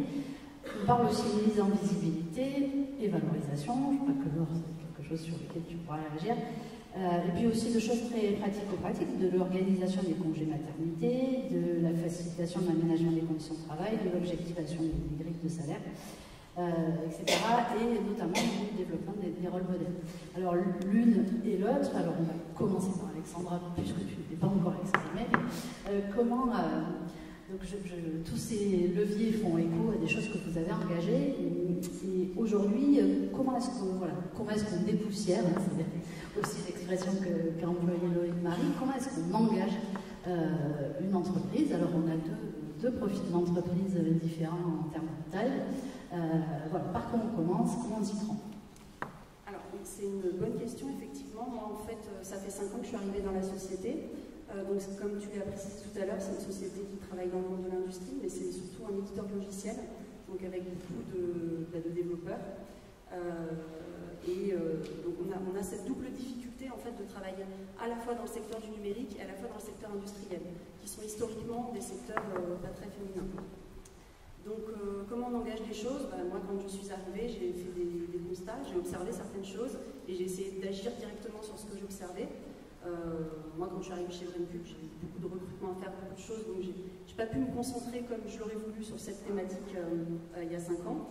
J'ai réglé ce que j'ai pu régler à petite échelle. Et là, maintenant, j'ai une équipe RH plus staffée. Je travaille avec un responsable recrutement. Voilà, et donc on a plus de temps pour s'engager dans ces thématiques et pour faire bouger les lignes. Moi, chez Brancube, ce que j'ai à cœur de développer, c'est une vraie politique autour de la qualité de vie des conditions de travail. Le but, c'est que les collaborateurs se sentent bien, et c'est aussi d'en attirer de nouveaux, parce que voilà, les difficultés de recrutement, on les connaît tous. Donc en fait, j'ai souhaité mettre en place une politique autour de la parité, autour de l'égalité entre les femmes et les hommes. Pardon ? Attention. Oui, voilà, autour de l'égalité entre les femmes et les hommes pour justement s'inscrire dans cette qualité, dans ce contexte de QVCT et faire en sorte que tout le monde chez Brancube se sente bien, que le fait d'être un homme ou une femme ne soit jamais un critère discriminant en fait. Et juste si je peux raconter une petite anecdote, comment ça m'est venu et pourquoi j'ai décidé de relancer ça il n'y a pas très longtemps. J'ai une collaboratrice qui est venue me voir, donc elle est maintenant référente égalité femmes-hommes chez Brancube, elle est dans la salle aujourd'hui aussi. En fait, elle est venue me voir en me disant qu'une collègue était venue la trouver en lui disant qu'elle ne se sentait pas très bien, parce que donc elle travaille dans la data, dans la structuration de données. Quand elle est arrivée dans la boîte, il y avait une petite... peut-être 7 ou 8 femmes, à peu près la moitié d'hommes et la moitié de femmes qui occupaient ce poste dans cette équipe. Et en fait, il y a eu des départs, des hommes qui sont partis, des femmes qui sont parties, qui ont fait des mobilités internes, d'autres qui ont démissionné, on a recruté des hommes, et du coup, elles se retrouvent toutes seules en fait dans cette équipe. Et donc le fait d'être seule dans cette équipe, le fait d'être aussi seule avec des hommes en interne, chez des clients qui sont des hommes, parce que des industriels, et ben en fait elle s'est sentie dans des postures, elle s'est sentie mal à l'aise plusieurs fois. Donc c'est pas des trucs très factuels. Elle n'a pas subi, je pense, de harcèlement, des choses très, très tangibles, mais c'était un environnement qui n'était pas super. Et en fait moi quand on m'a rapporté ça, je me suis dit que c'était pas acceptable quoi, et qu'il fallait agir sur ça. Donc c'était un peu le déclencheur, et c'est là où je me suis mise en contact avec Doriane qui est référente égalité femmes-hommes maintenant chez nous, et je me suis dit, il faut qu'on travaille, il faut qu'on trouve des solutions, il faut qu'on en discute. Julien, qui est responsable recrutement, on en a discuté aussi pour augmenter le nombre de femmes, parce qu'il faut aussi agir sur ça en fait. Nous, aujourd'hui, on est 30%, alors c'est pas comme le motif, on n'est pas à 50-50, on est 30% de femmes, mais c'est pareil, dans les tech, sur la partie R&D, on est 30% dans la data, voilà. Donc il y a des choses à faire aussi sur le recrutement. Et donc voilà, c'est un peu comme ça qu'on a commencé à initier les choses chez Brancube. Et peut-être que justement sur cette question d'approche de recrutement, chez Saliagri et pour toi, c'est un élément de cadrage qui appartient à la culture d'entreprise, en fait, qui fonde la culture d'entreprise. Oui, tout à fait. Donc donc Saviagri, pour remettre un peu le contexte, donc nous sommes des tracteurs et des robots électriques pour l'agriculture, l'agroécologie. Donc si on reprend tous les milieux, finalement on fabrique, donc on a l'industrie, donc vraiment avec l'atelier de fabrication. Nous avons la conception, la robotique, avec tout le BE, et nous avons également dans un milieu agricole, qui lui aussi est principalement masculin. Donc nos quotas, c'est à peu près pareil, au niveau des chiffres, on est 30% de femmes, mais en effet, je rejoins le constat, quand on est macro, on se dit 30, pourquoi pas, avec une boîte de tech, bon finalement, non, clairement, on est sur un secteur, et quand on va dans le BE, on constate bien qu'il est principalement masculin. J'ai la chance d'avoir quand même le bureau méca qui lui est de femmes, donc merci à Sigma de fournir des ingénieurs femmes sur le secteur. Mais en attendant, c'est vrai que c'est un biais qu'on se pose, et je me demande justement si le fait d'être des femmes, j'entends Clotilde aussi, cette transparence dans les grilles de salaire, des choses qu'on va mettre justement presque sans se questionner, c'est une évidence, donc on met des choses qui paraissent claires et qui rassurent, je pense, les collaborateurs, collaboratrices, puisque la question ne se pose pas, donc à partir de là, ça permet de se dire, ah bah ok, ici on avance, et il y a aussi du coup comment on va recruter. Alors, vu que pour le moment, nous sommes 35 dans l'entreprise, donc c'est moi qui ai la casquette de DRH, donc ce côté-là, justement, je le vois et je le pilote. Mais quand on cherche des roboticiens, donc pareil, toutes ces sciences vers la data, autant vous dire qu'on reçoit quasiment pas de CV féminin. Et vraiment, c'est vraiment très triste quand à chaque fois, bon bah oui, du coup, en effet, on aime beaucoup nos ingénieurs masculins robotiques, mais encore un ingénieur qui a le même profil. Et donc peut-être, voilà, en effet, c'est très intéressant d'entendre que l'éducation est un levier, parce que l'entreprise ne peut pas venir combler ce qui n'existe pas sur le marché du travail aujourd'hui. Encourager, montrer que oui, on peut avoir des politiques internes fortes, mais en effet, on a besoin de soutien des écoles dès le plus jeune âge qui viennent justement encourager les femmes à se diriger vers ces professions. Et justement, si on fait référence à ce que... Pas forcément, non. Parce que tu disais, en fait, il faut aussi faire évoluer la manière de recruter les entreprises. Et est-ce que tu entends ça? Est-ce que c'est déjà quelque chose que vous avez fait évoluer aussi dans votre manière d'aborder les recrutements, l'évaluation des candidats Ça reste assez compliqué aujourd'hui, parce que le levier pour recruter reste l'annonce à laquelle quelqu'un va répondre, et donc forcément ça va conditionner également. Nous, ce qu'on a mis en place par contre en plus, c'est une espèce de petit document. Donc le CV c'est une chose, voilà, la motivation c'est carré, mais on a fait une demande justement pour aller un peu plus comprendre, parce que l'humain est essentiel dans le recrutement. On peut avoir quelqu'un d'extrêmement compétent, s'il ne vient pas finalement rejoindre les valeurs et la culture de l'entreprise, c'est finalement une façon complexe d'intégrer, puisque peut-être déjà quelque chose, un échec en risque également. Donc du coup, on est venu mettre un petit document où on demande aux candidats et aux candidates, et d'ailleurs je mets mes annonces en écriture inclusive pour motiver justement les femmes à se projeter dans les professions d'ingénieurs. Et donc du coup, on met également des annonces, on leur demande plutôt de répondre à un petit document, quelles sont votre projection, votre vision, vos valeurs, et un petit peu qui vous êtes. Et donc ça nous permet peut-être justement d'avoir une histoire un petit parcours d'histoire de vie. Et typiquement, quand on a des profils d'un certain âge, parce que ça aussi, on parle de la tech très jeune, c'est vrai, mais du coup, ça fait presque, si on a un certain âge, est-ce qu'on n'est pas dépassé par tout cela? Et donc, du coup, ça permet d'expliquer des femmes qui ont eu des arrêts liés à la maternité. Et bien, on ne va pas se dire, ah bah du coup, elle a perdu toute compétence parce qu'elle a osé faire des enfants. Mais par contre, c'est expliqué, c'est clair, et puis du coup, on peut le dépasser, parce que ça a dépassé la date sur le CV, finalement. Je ne sais pas si je peux intervenir. Bien sûr. En fait, pour répondre à ta question et pour rebondir sur ton propos, nous on a essayé de justement diversifier. On a une structure plus grosse que la tienne, donc on a plus de moyens en RH pour le faire. On a essayé de diversifier les endroits où on recrutait pour essayer d'aller chercher plus de femmes. On s'est notamment tourné vers Saint-Plon. Je partage cet excellent, tu es à côté en plus. Et en fait, ça a bien fonctionné, puisque le recrutement qu'on a fait chez Saint-Plon, ça n'a pas fonctionné à tous les points, mais quand ça a fonctionné, ça a très bien fonctionné, Et en l'occurrence, on a recruté Audrey, qui est une femme à qui ça se passe très bien. Une femme en R&D, enfin, voilà, c'est pas si facile que ça à trouver.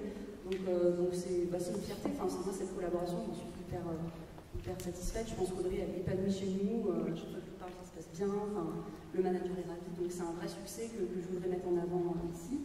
Et puis en fait, on essaye là. Je parlais tout à l'heure d'un groupe de travail donc avec la référente égalité femmes-hommes, un manager et avec le responsable recrutement. Ils sont en train de réfléchir à des solutions pour que les femmes répondent davantage à nos annonces.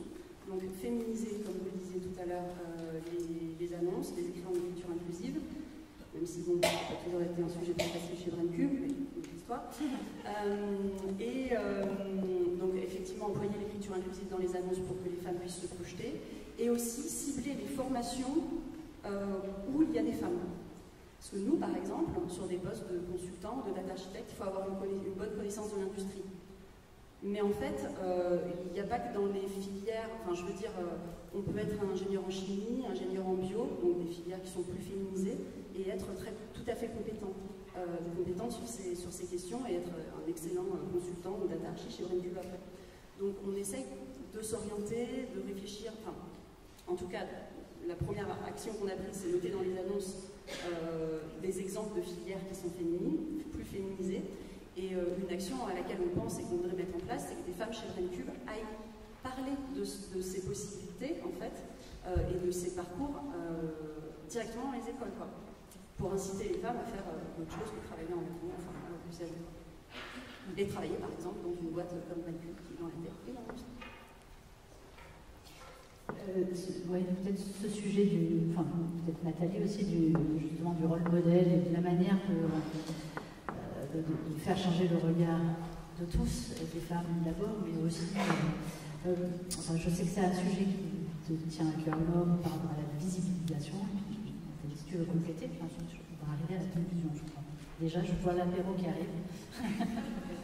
Je suis très brève. Mais en effet, du coup, la visibilisation, c'est un levier.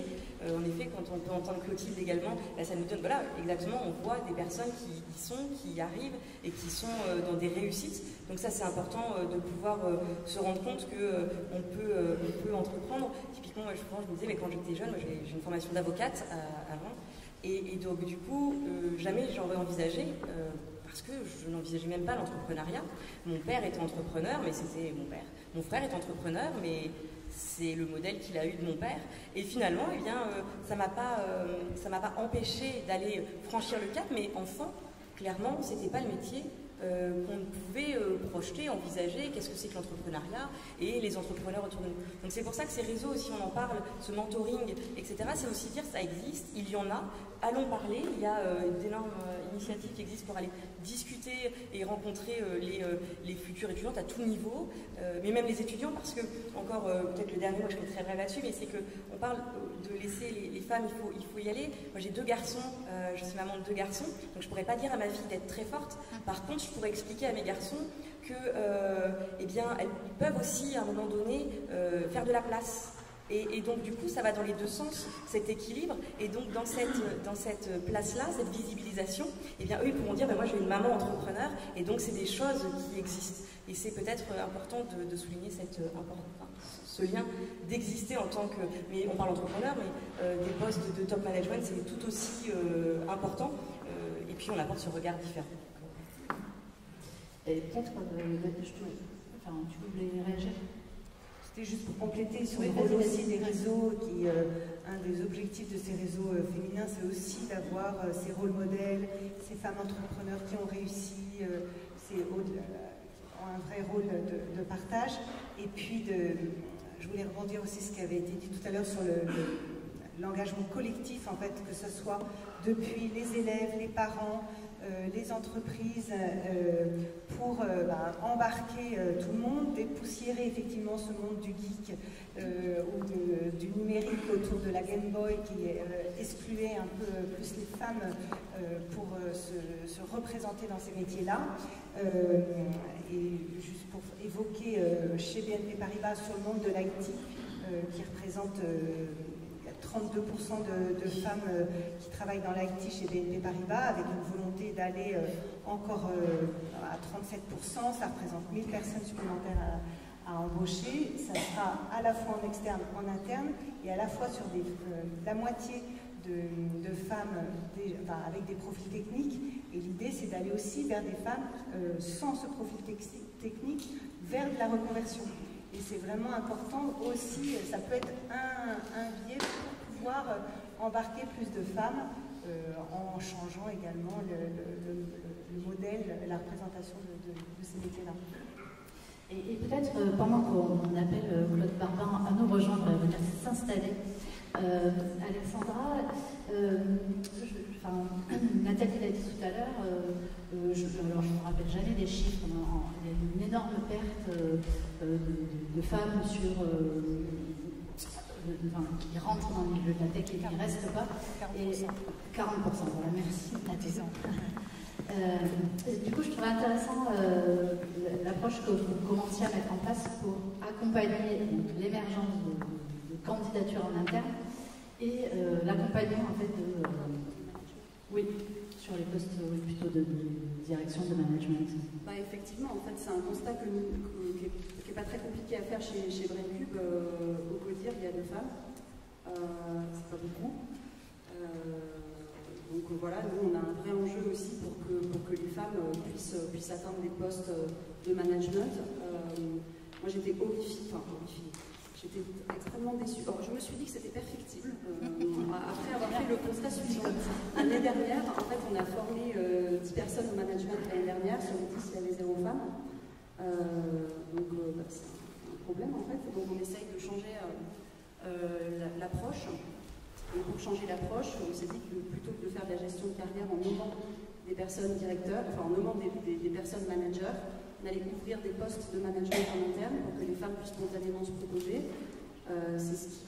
Ça a fonctionné, voilà, cette année. De nouvelles femmes se sont proposées, donc elles timidement. Parfois timidement, parfois un peu trop timidement en disant bon, pas tout de suite, bientôt, voilà. En tout cas, on a vu qu'il y avait des femmes qui étaient intéressées pour faire du management chez Brancube, que c'était des femmes qui avaient du potentiel pour y arriver, au même titre que les hommes.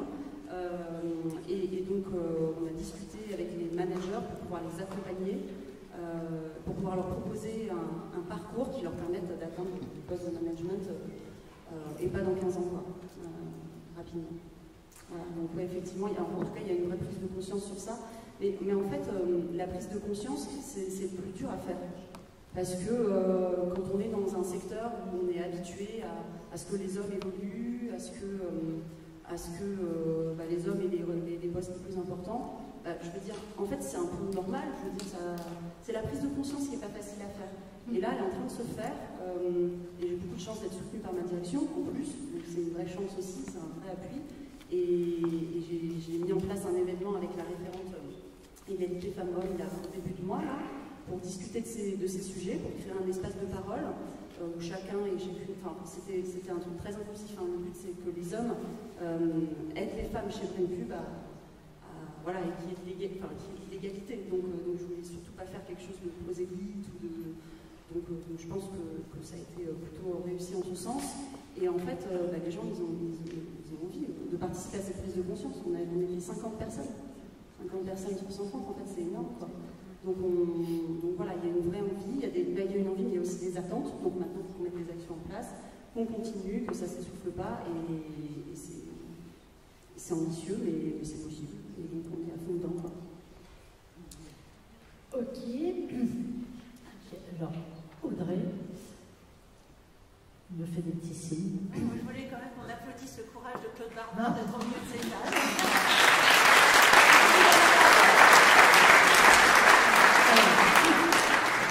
Moi, j'aurais pas dit courage. Plaisir. Voilà. Alors, en fait, donc, on arrive au moment de la conclusion de cette table ronde. Et en fait, on va reprendre un peu la même question qu'Audrey a posée à Clotilde. Alors, ça peut être la baguette magique. Je ne me rappelle plus, puisque tu avais changé de formule entre deux. Mais en gros, l'idée, c'est de se dire...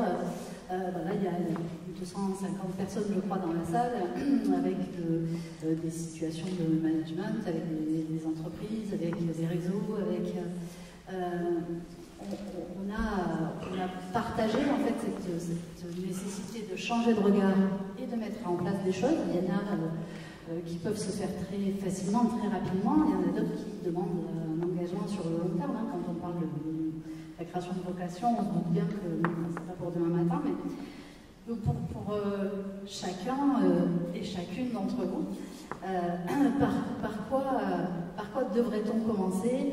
Quelle pourrait être voilà, la première chose à faire, celle que vous avez envie de partager avec l'Assemblée pour qu'elle soit inspirante et qu'elle mette en action? Alors, du coup, voilà.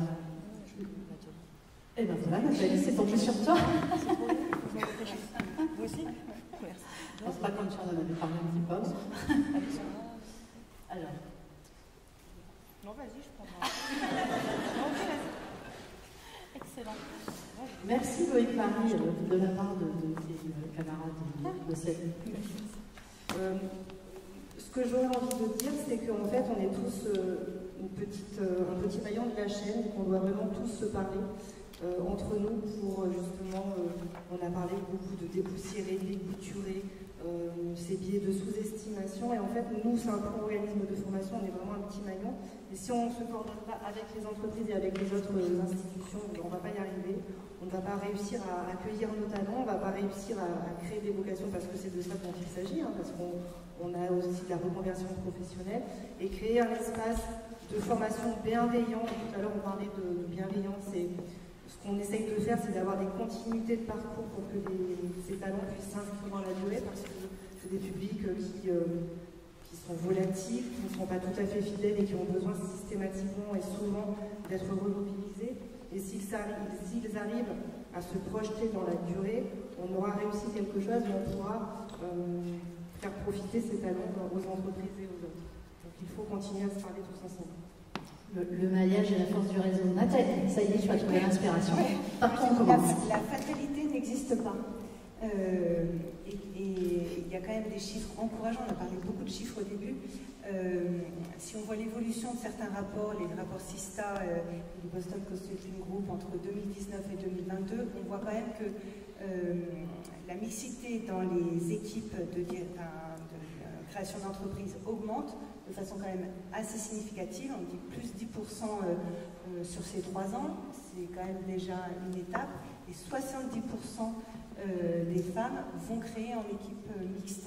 Et en plus, c'est avéré que toutes les équipes mixtes affichent une surperformance économique. Donc en plus, ça donne une confiance et un comportement aussi de financement beaucoup plus... c'est un cercle vertueux de l'accompagnement de ces sociétés. Donc il y a quand même... les choses bougent, c'est un projet collectif.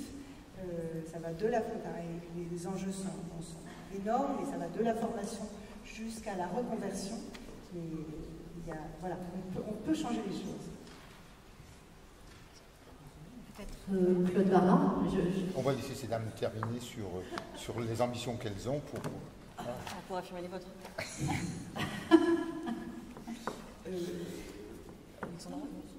Alors, c'est pas simple parce que le plan d'action doit être très serré et millimétré parce qu'il y a plein de chantiers à ouvrir. Mais en effet, alors, d'ailleurs, je vais finir avec les quotas.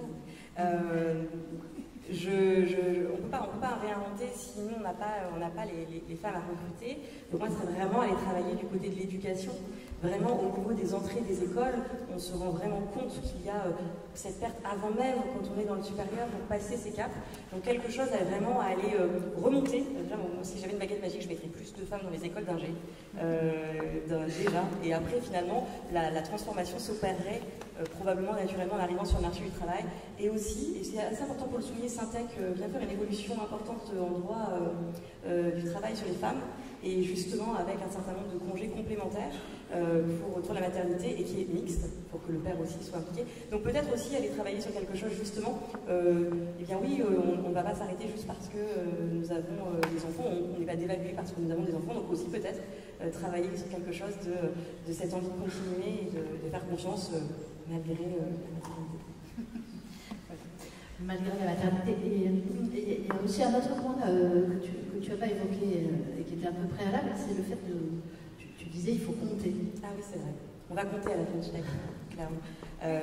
Il faut mesurer, mais ça rejoint exactement BNP. Il faut commencer par se rendre compte. On en parlait une fois qu'on en a conscience, quand on le voit, parce que cette normalité, elle est tellement évidente. En fait, on se pose même plus la question. Quand à la télé, on voit plus d'hommes parler, on se rend même plus compte. Et donc, du coup, quelque chose peut-être de l'ordre de déjà compter combien nous sommes, et puis fixer des objectifs. Et en effet, comme Nathalie l'explique, à chaque fois, il y a des objectifs, ils arrivent les uns après les autres, et puis si on se les fixe, je suis certaine que si on cherche des femmes compétentes, on ne tardera pas à les trouver.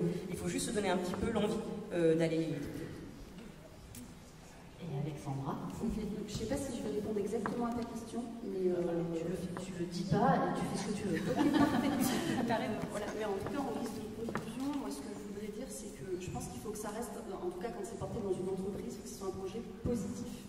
Et ça, pour moi, c'était hyper important, qu'il n'y ait pas de clivage, en fait. Qu'on n'oppose pas les hommes aux femmes, que pendant l'intervention, pendant l'atelier qu'on a organisé, qu'on soit dans un cadre bienveillant, qu'on ne soit pas là pour la maison dans le salle, dire là tu m'as dit ça il y a 3 ans, machin, on a fait une réflexion sur comment j'ai fait ça, machin. C'était pas du tout l'idée, c'était pas du tout l'objectif, c'était pas du tout ce qui s'est produit, donc à la bonne heure.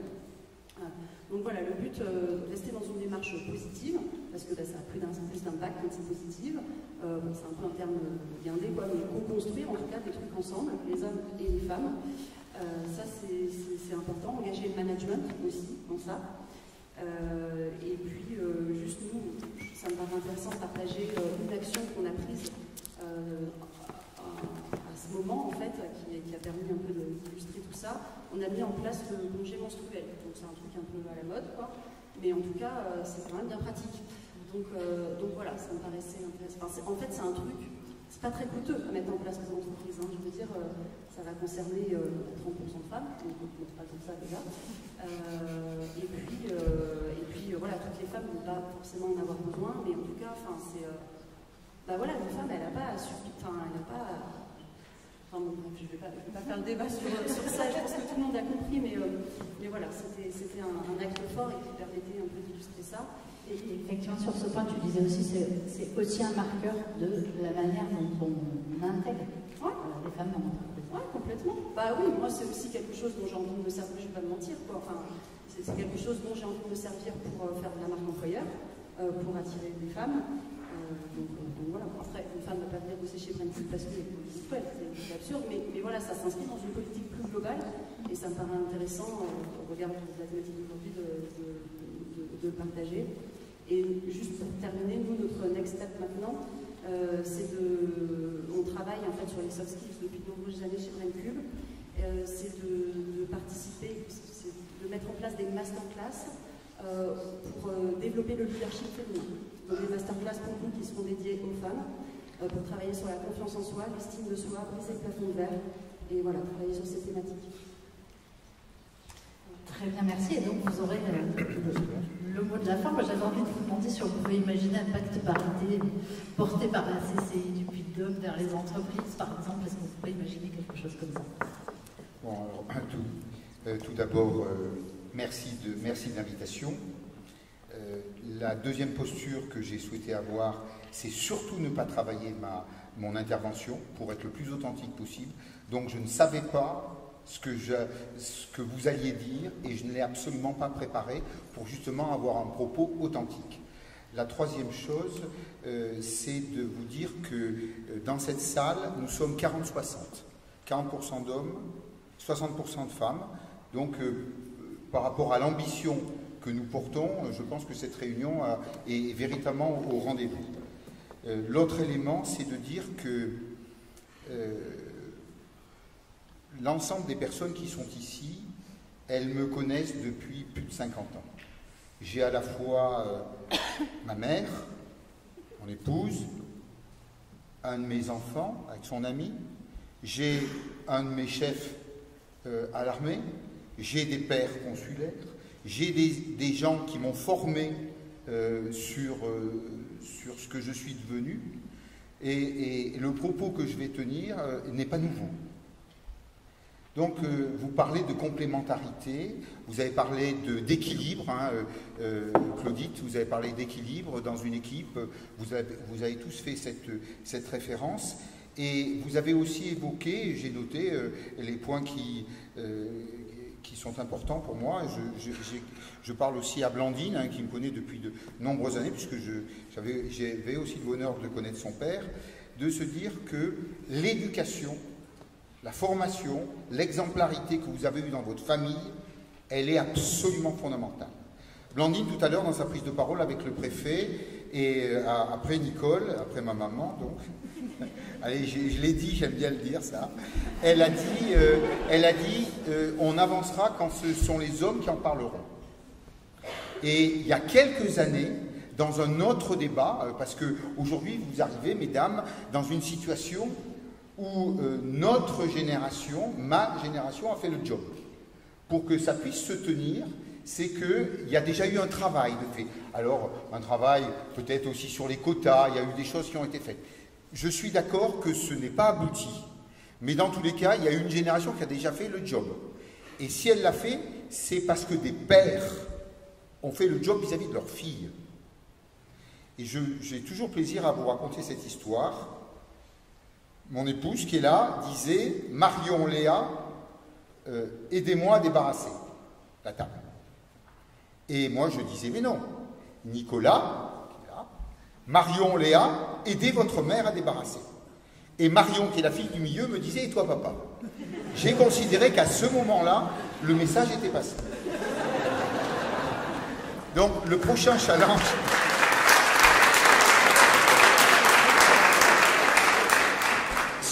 Si je vous dis ça, c'est vraiment parce que je souhaite être authentique et de vous dire, devant ceux qui me connaissent depuis un certain nombre d'années, que c'est vraiment du vécu. Et j'ai également fait un petit sur l'historique. J'ai fait un souvenir en 7 points. J'ai eu Nicole, qui bien sûr m'a éduqué, m'a élevé dans cette chose-là. Elle a travaillé, Nicole, et bien entendu, mon père n'était pas de la génération qui était habituée à débarrasser. Donc j'ai appris à servir à table, à desservir, à accueillir les invités, à débarrasser la table, à coudre, à repasser. J'ai été formé à ça. Alors, peut-être pas avec toute l'efficacité mais je savais faire ça. Et je sais toujours le faire de façon imprécise, mais je le fais. Et ça ne me dérange jamais dans une assistance de servir. Voilà. Et de faire, le mot n'est pas élégant, mais de faire la demoiselle de la maison. Voilà. Ensuite, donc, je pense que la notion d'éducation, la notion de famille, pour transmettre des valeurs, elle est fondamentale. La deuxième chose, c'est bien entendu quand vous avez l'expérimentation qui nous est chère qui nous a été chère au Centre des jeunes dirigeants quand j'y étais, parce que vous savez que le Centre des jeunes dirigeants, ça s'arrête à 40 ans, donc, mais j'ai été, voilà, et mon ami Pario, nous l'avons vécu ensemble, c'est de se dire que la famille, quand vous avez un garçon et 2 filles, obligatoirement, vous leur transmettez l'envie ce que Clotilde a eu, c'est-à-dire d'aller plus loin, aucun frein, c'est pas parce que tu es une fille, et de traiter, ose, en avant, et justement de gommer toutes les mauvaises idées qu'elles peuvent prendre ailleurs. Voilà, leur dire non, c'est pas vrai, tu as autant de chance, et dans tous les cas, tu devras travailler. Ce mot-là, n'envisage pas ta vie sans travail. Voilà, et ça, pour moi, c'était extrêmement fondamental. J'en suis à mon point 2. J'ai eu le bonheur, dans les années 80, d'évacuer un avion. J'étais militaire parachutiste, et d'évacuer un avion avec le premier contingent de femmes parachutistes. Et bien, ce que j'ai appris là, c'est que les hommes, au cul de l'avion, ils font un refus de saut, ils ne montent pas dans l'avion. Les femmes, quand elles montent dans l'avion, elles ne feront pas de refus de saut. Elles évacueront l'avion. Et les hommes sont capables, dans un avion, de faire un refus de saut. Les femmes, quand elles sont dans l'avion, elles n'ont jamais fait de refus de saut. La quatrième chose, c'est au sein du cabinet, on a souhaité, comme vous le faites, Alexandra, faire en sorte que la parité soit une règle. Et une règle, ça se construit, ça se manage, ça se négocie, ça s'explique. C'est difficile à un moment donné, surtout quand des fois vous êtes avec moi, avec une population d'hommes avec qui on est copains et tout ça, et puis tout d'un coup il y a une grosse blague, de dire bah non, c'est pas. Voilà, c'est difficile. Donc c'est un chemin de tous les jours. Voilà, c'était mon 4e point. Le 5e point, c'est l'expérimentation.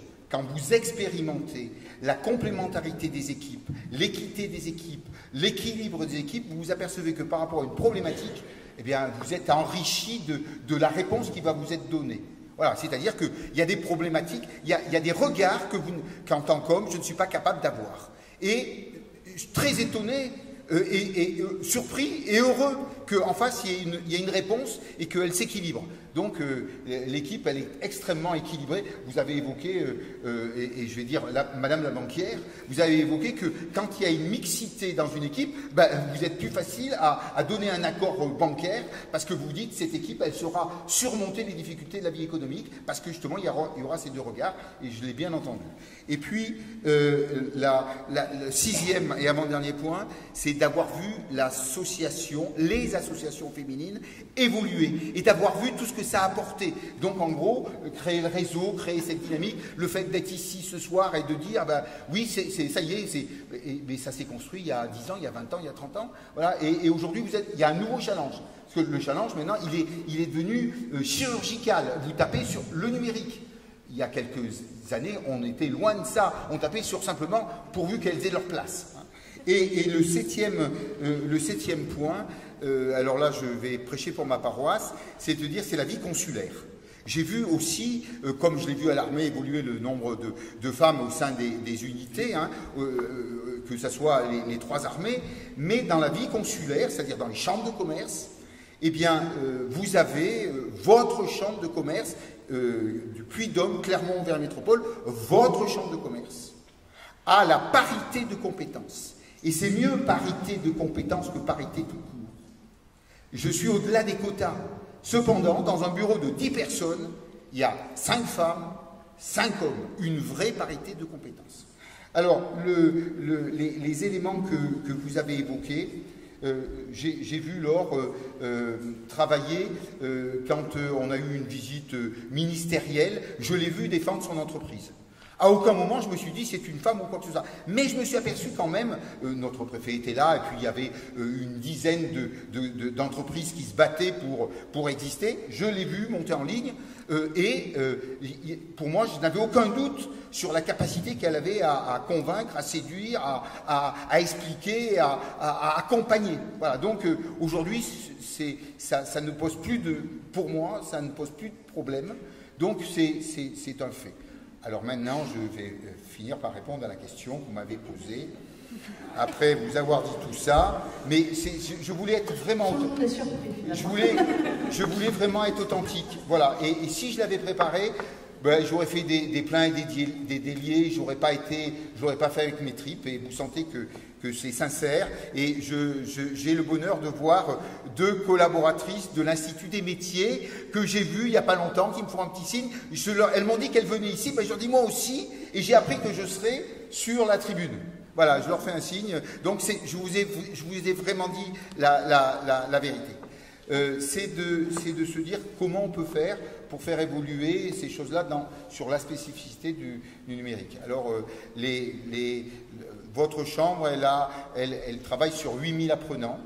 Alors, c'est vrai qu'on a une magnifique école, qui est l'école de commerce, hein, qui fait 2000 apprenants, qui... aujourd'hui est dans cette posture, tout simplement parce qu'elle a une équipe qui la manège où il n'y a quasiment que des femmes. Et elles ont été appelées quand c'était la Bérésina. Alors, un petit côté, pour vous faire passer un message à mes pères masculins, quand il y a un truc qui merde, qui se casse la gueule, je me rappelle en Angleterre, à différents moments, on est allé chercher une femme politique. Quand ça merdoit, on cherche une femme pour qu'elle remonte le challenge et pour qu'elle remette à niveau. Et quand c'est à niveau, on y recolle un homme. Voilà, donc je fais très attention à ça.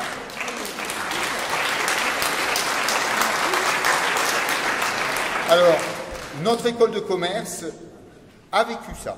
Elle a été dans un vrai trou, elle a été remontée, elle a un équilibre financier extraordinaire, et c'est un homme qui a pris la direction. Ensuite, c'est à travers ces écoles qu'on fait passer des messages à des filles, à des jeunes filles.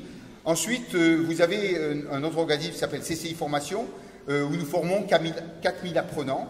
mais nous n'avons pas la spécificité numérique. Nous n'avons pas cette capacité. Alors après, il peut y avoir une volonté avec des intervenants de créer ça, mais on a effectivement ce plan. Voilà. Ensuite, eh bien, vous avez l'Institut des métiers, où nous formons 2000 apprenants, mais souvent dans des métiers commerce, et puis après dans des métiers qui sont des métiers boucherie, charcuterie, pâtisserie, mécanique, carrosserie. Voilà. Donc, mais je reste persuadé que dans tous les cas, c'est par cette démarche que nous aurons, nous, à aller dans les écoles, et puis aussi faire ce qu'on fait là aujourd'hui. C'est-à-dire ce que vous avez fait, mesdames, de mettre en avant ce que vous faites. Et en gros, de nous mettre des étoiles dans les yeux, de nous montrer votre professionnalisme qui n'est pas genré, sur lequel il n'y a plus de doute. Voilà. Alors après, la vraie finalisation de la question, c'est de vous dire, est-ce que la Chambre de commerce, votre Chambre de commerce, peut jouer un rôle? Elle jouera le rôle de ces représentants économiques du territoire. Quand j'ai dit au préfet de région, au premier mandat, Monsieur le préfet de région, je souhaite avoir une parité de compétences, 5 hommes, 5 femmes, je n'ai pas parlé de parité. Et quand j'ai parlé de parité de compétences, je l'ai vu noter le terme, parce que pour moi, il est vraiment approprié à ce que nous devons faire. Et chaque fois que j'ai l'occasion de présenter notre Chambre, que ce soit en Auvergne-Rhône-Alpes ou que ce soit sur le plan national, la première chose que je dis, la première des choses, cette Chambre de commerce a la parité de compétences 5 hommes, 5 femmes au sein de son bureau. Alors après, c'est de réussir à faire passer, à travers les entreprises, à continuer à faire passer ce message. Mais faire passer un message aussi spécifique que le numérique, je vais avoir besoin de vous. Je pense qu'on se contenterait de faire passer le message d'une manière large et multisectorielle. Parce qu'effectivement, on l'a dit, je crois Audrey l'a dit tout à l'heure, on parle du numérique, mais en fait, on pourrait parler du secteur du bâtiment ou de l'industrie ou du soin à la personne, avec une situation inversée. Mais effectivement, il est 21h20, le cocktail est installé. Ce que je vous propose, c'est qu'on poursuive cette discussion autour d'un verre. Après, un mot de clôture des organisatrices. Et avant que vous leviez, je voudrais vous remercier toutes les quatre, ainsi que les collaborateurs.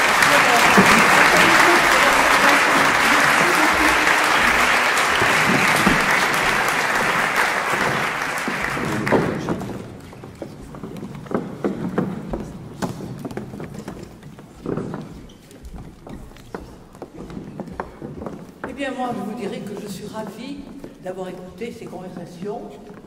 Je dirais que mon fils, effectivement, comme je l'ai élevé, a dit ce qu'il fallait dire. C'est la première chose. Mais par contre, Femme Leader Mondiale, qu'est-ce qu'elle fait? Eh bien, Femme Leader Mondiale, elle fait ce qui est ici, là.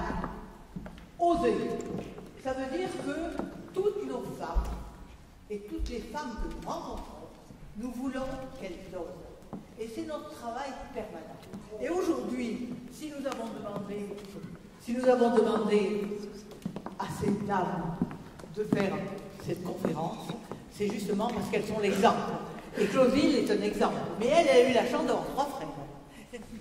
Et je crois que les 3 frères ont permis certainement de lui donner une formation que les autres femmes n'ont pas. Alors moi, ce que je peux dire pour cette soirée, c'est que Femme Leader Mondiale travaille pour que les femmes prennent leur place. Elles sont compétentes, elles ont toutes les qualités. Et je crois que les hommes le savent. Est-ce qu'ils n'auraient pas peur? Voilà.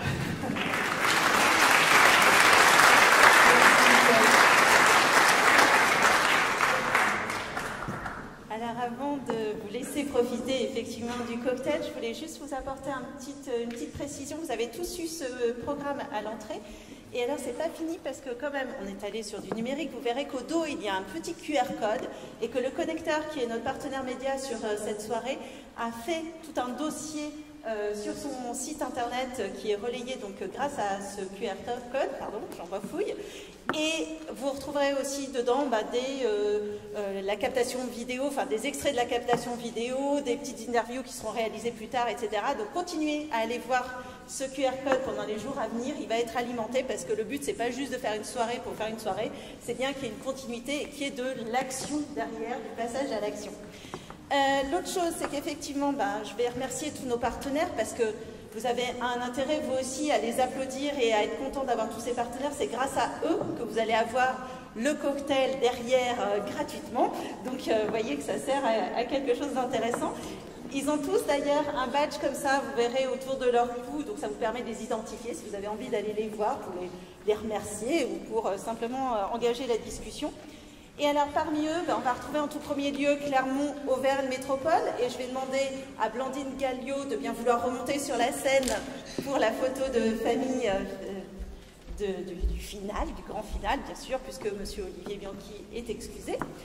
Pour la French Tech Clermont-Auvergne, on a déjà Laure Prévost-Osmani qui est sur scène et qui va pouvoir s'avancer. On a normalement, j'ai vu arriver Lionel Fauché, qui est quand même le co-président de la French Tech Clermont-Auvergne. Donc s'il te plaît, viens nous rejoindre Lionel. Et puis Hélène, Hélène Ribaudot, qui est la petite main opérationnelle, mais très active, et avec qui on a préparé cette soirée. On a aussi dans les associations qui étaient importantes, parce que la French Tech, c'est la tech, c'est aussi Digital League Auvergne-Rhône-Alpes. Timothée, tu es ce soir le représentant de Digital League, puisque notre vice-président Auvergne est excusé dans la personne de Laurent Laporte. Il faut savoir que nous, on n'est pas des expertes du numérique et de la tech, donc c'est pour ça qu'on est allé chercher le soutien de ces deux grandes associations que nous avons la chance d'avoir ici, donc Timothée Ricard, je crois que je n'ai pas dit le nom de famille.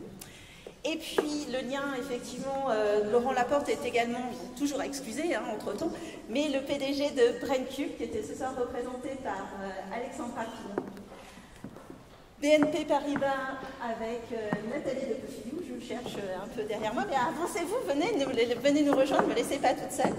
Le Connecteur, partenaire immédiat, donc avec Véronique Jade qui a animé cette table ronde, mais on a aussi dans la salle, ils ne peuvent pas monter sur scène, mais ils sont super importants, Lola et Corentin qui font la captation vidéo de toute cette soirée et qu'on va pouvoir nous diffuser à l'ensemble de nos femmes leaders mondiales qui sont en France, mais qui sont aussi en Europe, en Afrique, et que cette soirée va pouvoir être diffusée beaucoup plus largement. Le cabinet Barbin, qui était bien sûr incontournable ce soir avec Nicole Barbin, Claude Barbin, Nicolas Barbin qui a également été cité et qui est dans la salle.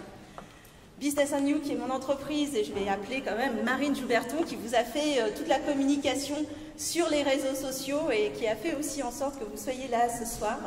L'imprimeur, Arion, qui a réalisé les agendas, Corinne Dos Santos, et puis bien sûr Clotilde Petit, qui était notre grand témoin de ce soir pour Pulse Life, Marie Damas-Rena, qui ne doit pas être pour un nom plus, je la vois là-bas chez Saint-Plon, et puis Dominique Asbrook, qui a beaucoup travaillé avec nous, c'est important aussi sur la préparation de cet événement, Femmes Leaders Mondiales. Je ne vais pas vous demander de vous lever, mais également l'ensemble des Femmes Leaders Mondiales, merci pour votre soutien, merci d'avoir accueilli aussi les invités à l'entrée de la salle. Et puis on a beaucoup parlé de l'équilibre homme-femme, on a parlé aussi d'équilibre vie pro et vie perso.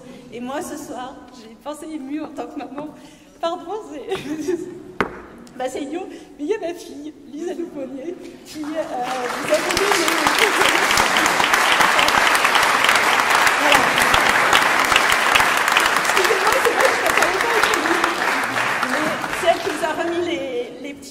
les petits programmes à l'entrée, ça me fait énormément plaisir qu'elle soit là.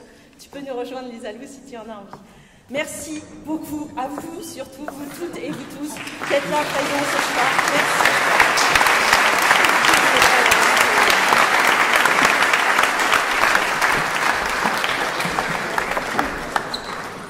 Et bien sûr, le cocktail est ouvert. Ça, c'est l'info la plus importante. Alors, Corentin, juste, tu peux nous dire...